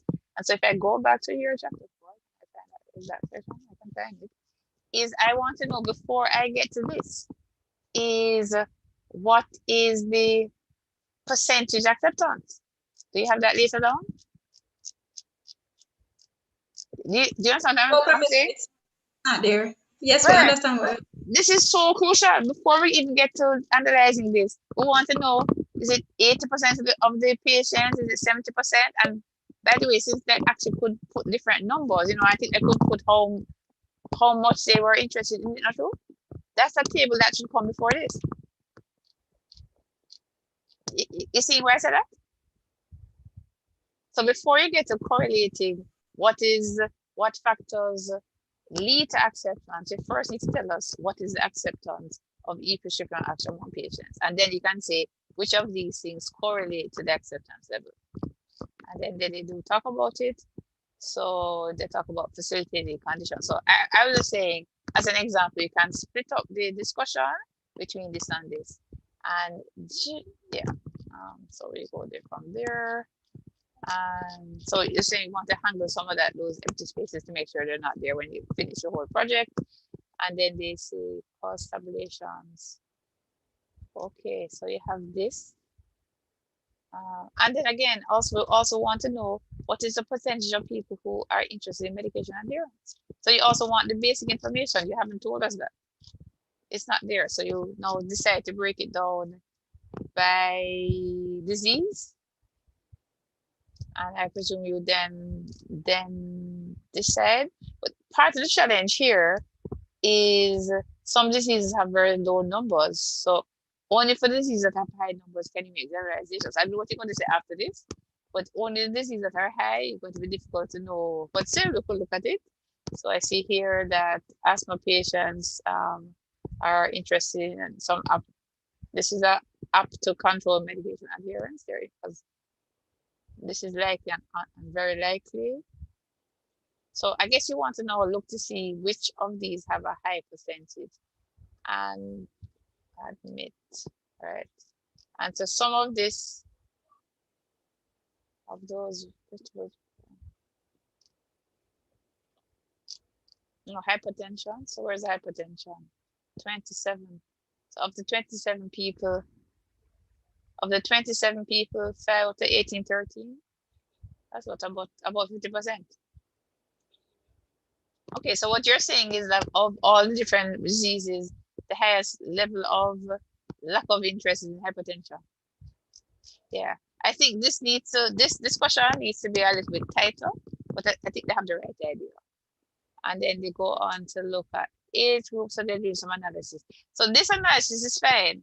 And then they go on to physician and pharmacists. But what I would say to this group, which is my group, is that they want to make sure that back to, you actually answer resource question 1 first by the most, actually going back to chapter 4. The beginning of chapter 4. Okay, let's go back to the beginning of chapter 4. So the beginning of chapter 4, you want to make sure that you answer the most basic part of the question. So if you go back, your most basic part of the question was to ask a question. Sorry about that. How can I find it back? Where is it? If you go back to the research questions, right, you want to clearly answer how receptive. And part of a sub-question to this is basically to what extent various factors contribute to the receptiveness, right? Because what they're answering is how receptive, and then they're also looking at what factors contribute to receptiveness. And do that here too, and then finally let's look at the perceptions of pilot version. But you want to make sure that you definitely answer that question that's here. So if you continue along here, we have, let's see, all right, we looked at this already, and we're here, and then, so they have this table showing the a cross tabulation between age group. And the one thing though, you want to make sure that the table is clear. This is actually not medication adherence, is literally is either interest, or maybe it's interest in using an app for medication adherence. Sorry, that's actually different than medication adherence. So you just want to make sure that the table is not unclear to people. But this is not whether people are actually taking their meds, it's actually whether they're willing to use an app to help them comply with their meds. All right, so then they look at that analysis, and then they go on to pharmacists and physicians, and they do the demographics for each of those, and they look at tell us the age groups that they found in their projects and the work experience, and the preferred mode of accessing prescriptions. Okay. Neither. I guess these people want to do it face to face. They don't want it mobile website or website. And oh, so this is these are the health professionals. Some health professionals don't want to, not interested in online systems or digital systems. Clearly, that's an interesting result. And then they look at the pharmacists and whether they agree with the 6 of them don't agree with the 16th. Interesting. Or neutral. But I'm actually thinking when they say more to order access, 25%. How does that compare to this? 6 out of 16. I'm just wondering how that data compares to that. But sorry, that's me just going through this. And then they show the same kind of thing for the pharmacists.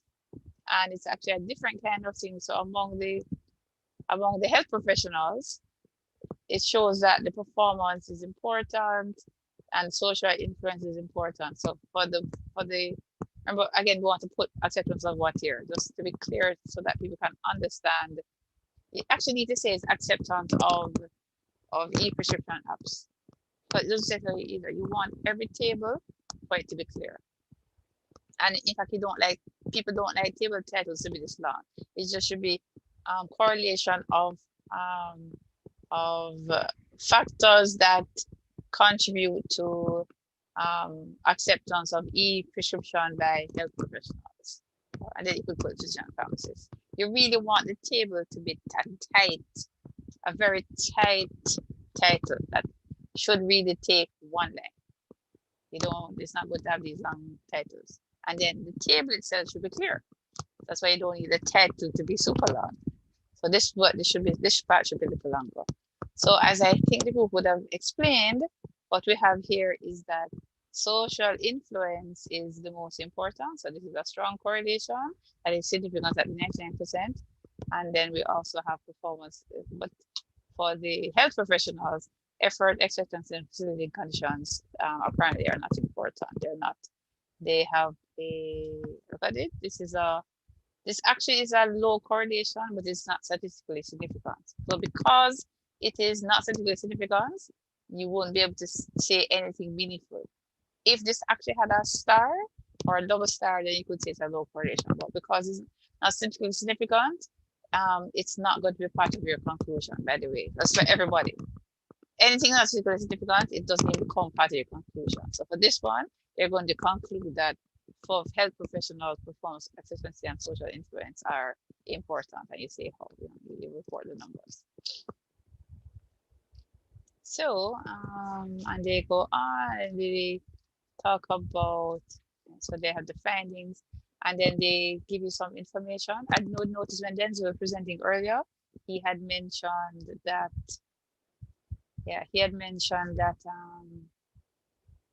that a particular person was interviewed. It's always good to not put the persons who are being interviewed in your presentation or in the document. So they have the right thing, Vision A, C, Vision D, etc. So they give some quotations. And by the way, these quotations typically should be in single space because quotations are single space typically. But anyway, so they go on to tell us what was said by various physician pharmacists and in some I earlier I said about what could be in the appendix. So appendix could include the entire transcript of physicians A, B, C, D, and pharmacy A, B, C, D. That could be in the appendix. And then they go ahead and do some discussion. What is interesting? Hold on. Who is here making noise? Mr. White, you had a question? You have your hand up still. Or that was on before? Or that's just you had Sorry, that was up from before. Hey, you might want to take it down. Yes. But I mean, yeah, unless you have something to say. Right, and then so they give some examples. The only thing I would say based on this is that probably okay, they just make some generalization and then they give examples of those generalizations, which is fine.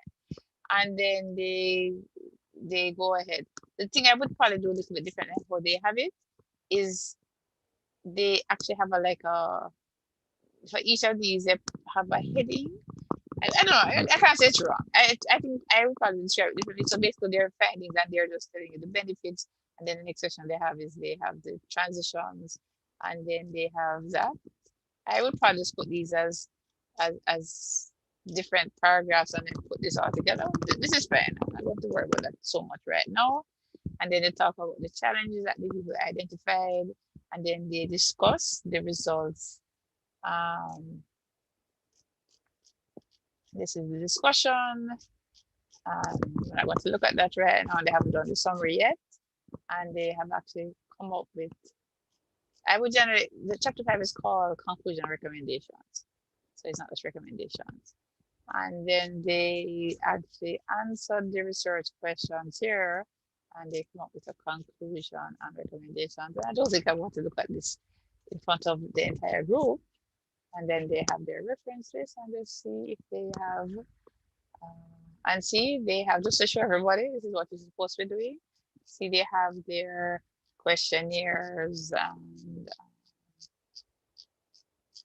right, for pharmacists, physicians, etc.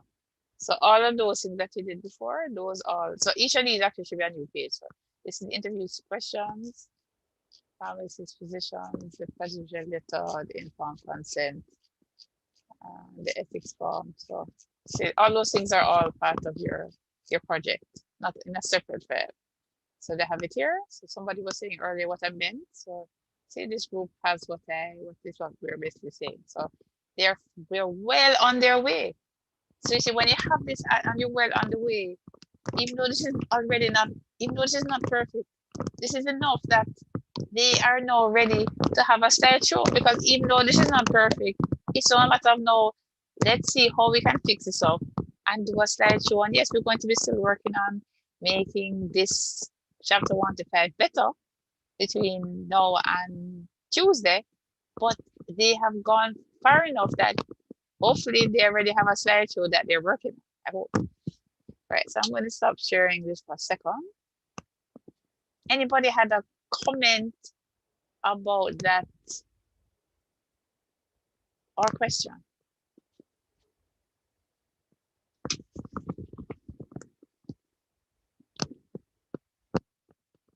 That's a no. Okay.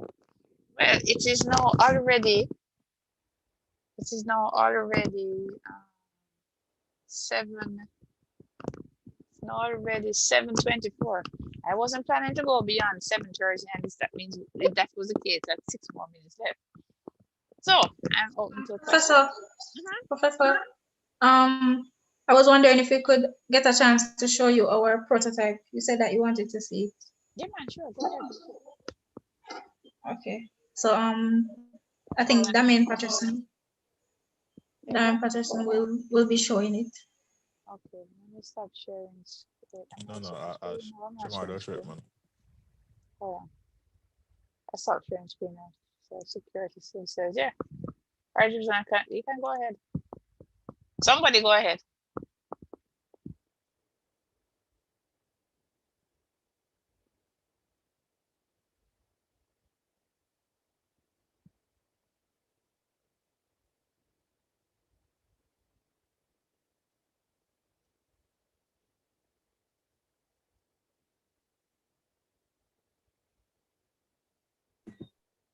Are you seeing my screen?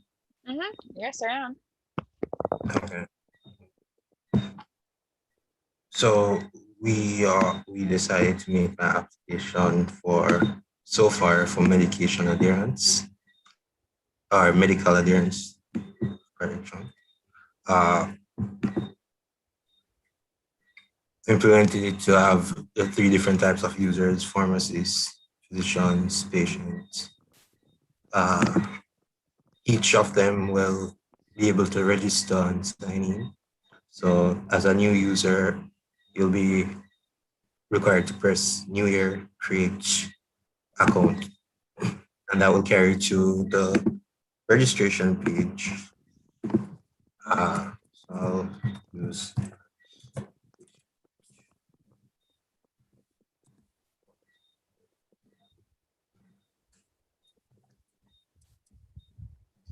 Yeah, okay. So for you're required to fill out all the empty fields. If you don't fill it out, it will prompt you to enter the information. It says that the registration number should be 9 characters because we know that TRN is 9 characters. But moving on. Okay.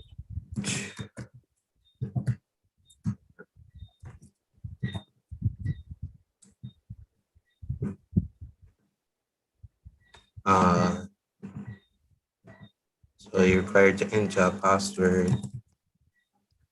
If the password is too short, you're required to let it be 8 characters. So,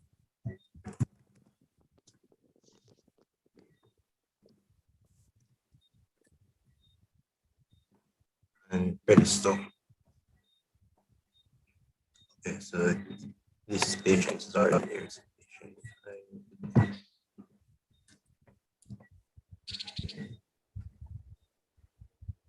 Okay, so upon signing in, you reach the home page. So we can log back out and log in back with the new.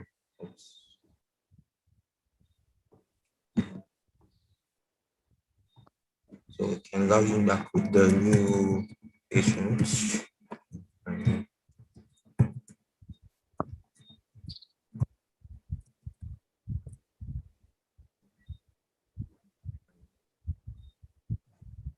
And so far, the only functionality is the set medication reminder, which is for medication or medical adherence. So the user is prompted to add their medication. Let's say insulin, for example. And you're required to set a day. Today is Wednesday, so I'll put Wednesday. And we'll set a time. So I'll use 7:30 p.m. And we'll set the time. So it will be alarming at 7:30 to show or to remind the user. Which patient is this?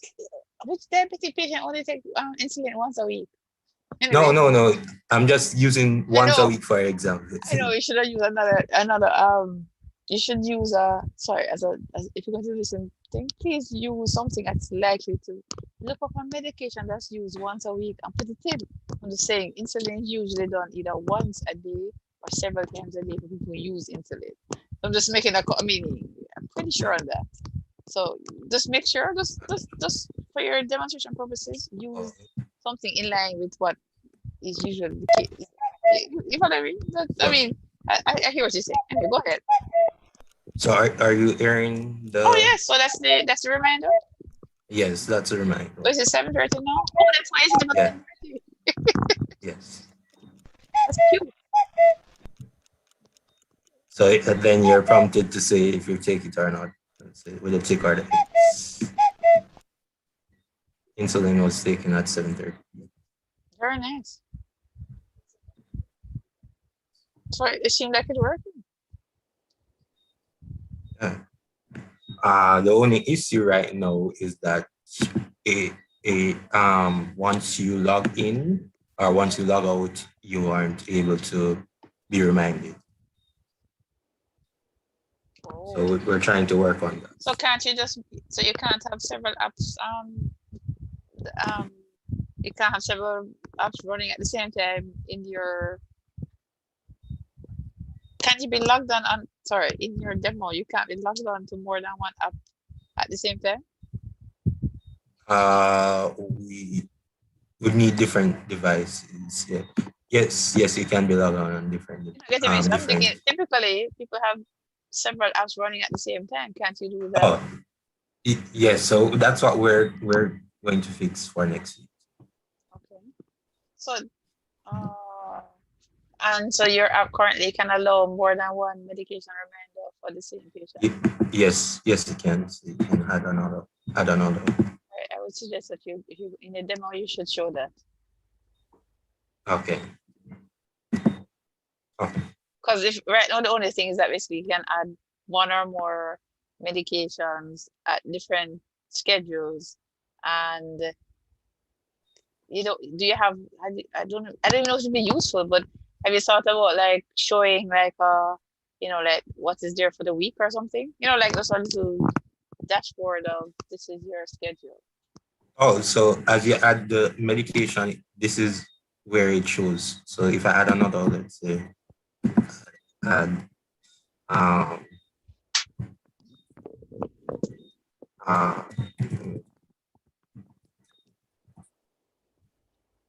every day. That's it. You work with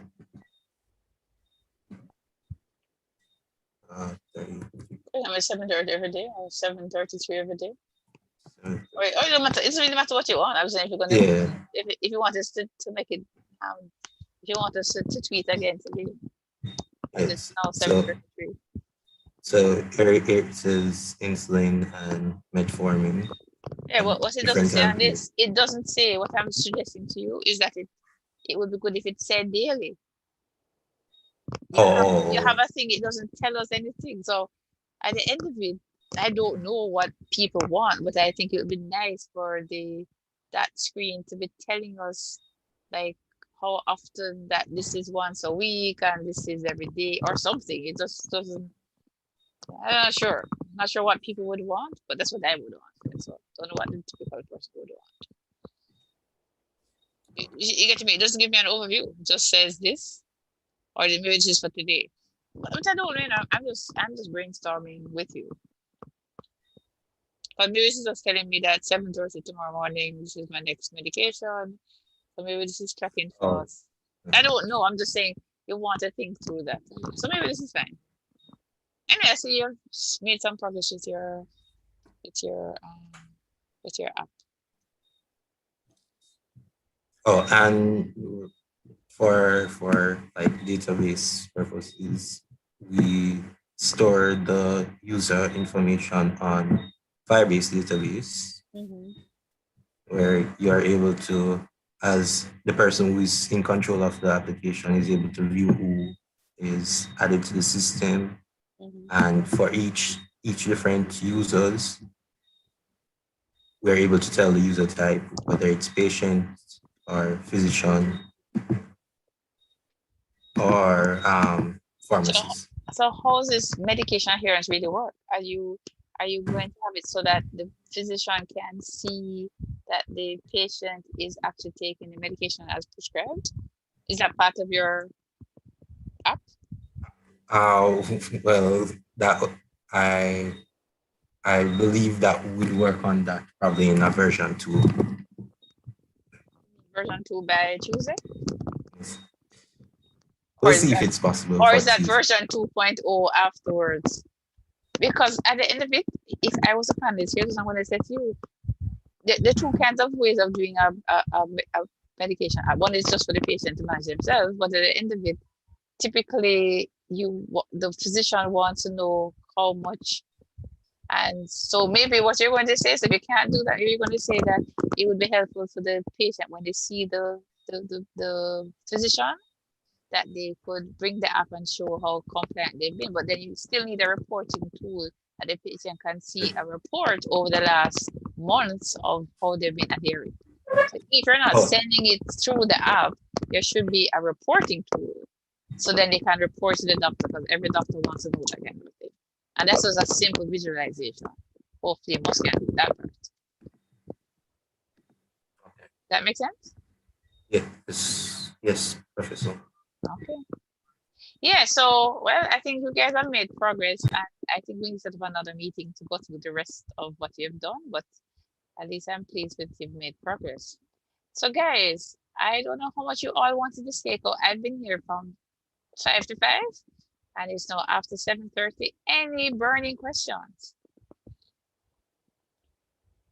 Because we've had a loss. We had up to about 60 people here. but it's been a long time. It's been a long haul.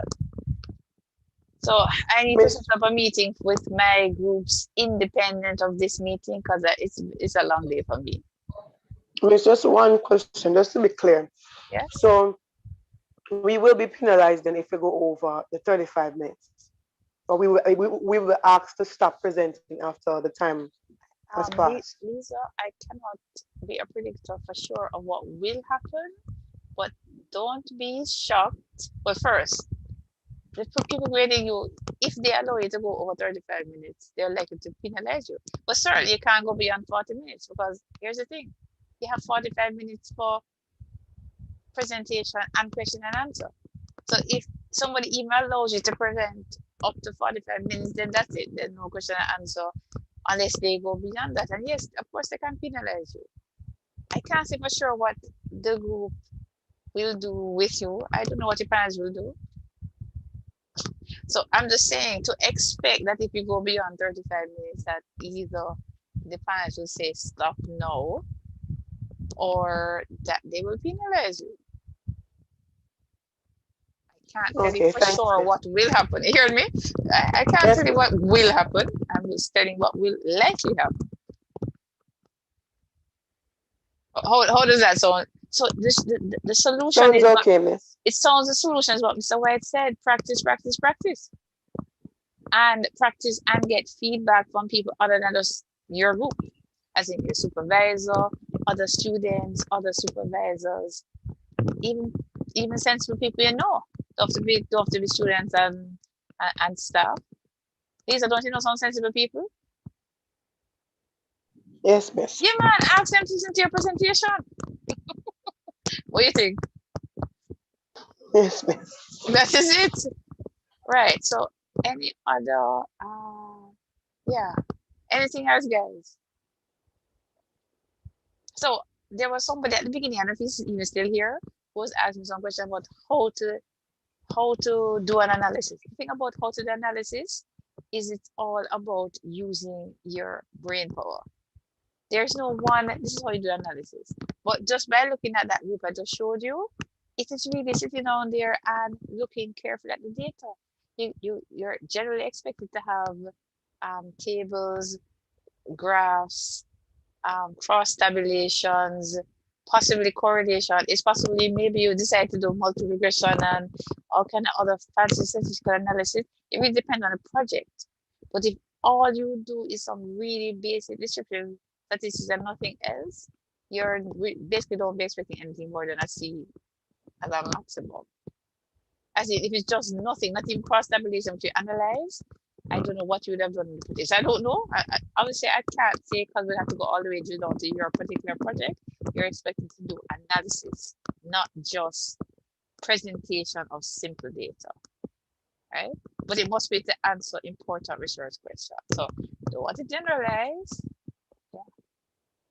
So I mean, other than that, because I'm actually don't see. I was actually wondering. My other group, are they here? I don't even see them. I have a group with Kimberly, the group with Haptic Technologies. Any of them here today? I'm looking. I'm not sure if I even know all because all you guys are here. That was them. Seems as if they have not showed up. Okay, don't know. They're not showed up. Right. So I guess nobody else has a burning question. So let me ask Jenny's group. Would you want to spend more time going through your project? Because I'm really tired of doing that right now. I just don't think I'm at my, I think I'm just too tired. I've just had too many meetings and running around today. So what I'm really saying to everybody is that you guys need to sit down and practice and work on your chapter 1 to 5. I think everybody from today's meeting, all the other meetings, should have a fairly good idea of where to go. Is there anybody who have no idea of where to go from here?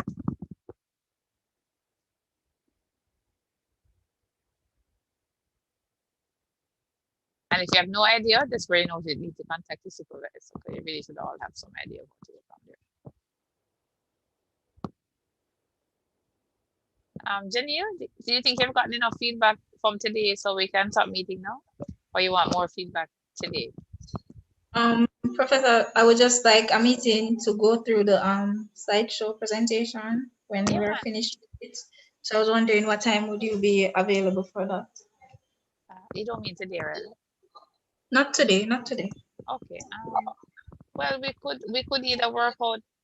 We could even start tomorrow because I have another meeting tomorrow. Maybe we should correspond to. Would you like to actually just show the slide, or you want to go through and practice it tomorrow? Or is tomorrow too early? Oh, tomorrow too early. Friday. Yes, Professor. Tomorrow too early. Yes, it is, Professor. Probably Friday. Are you available Friday?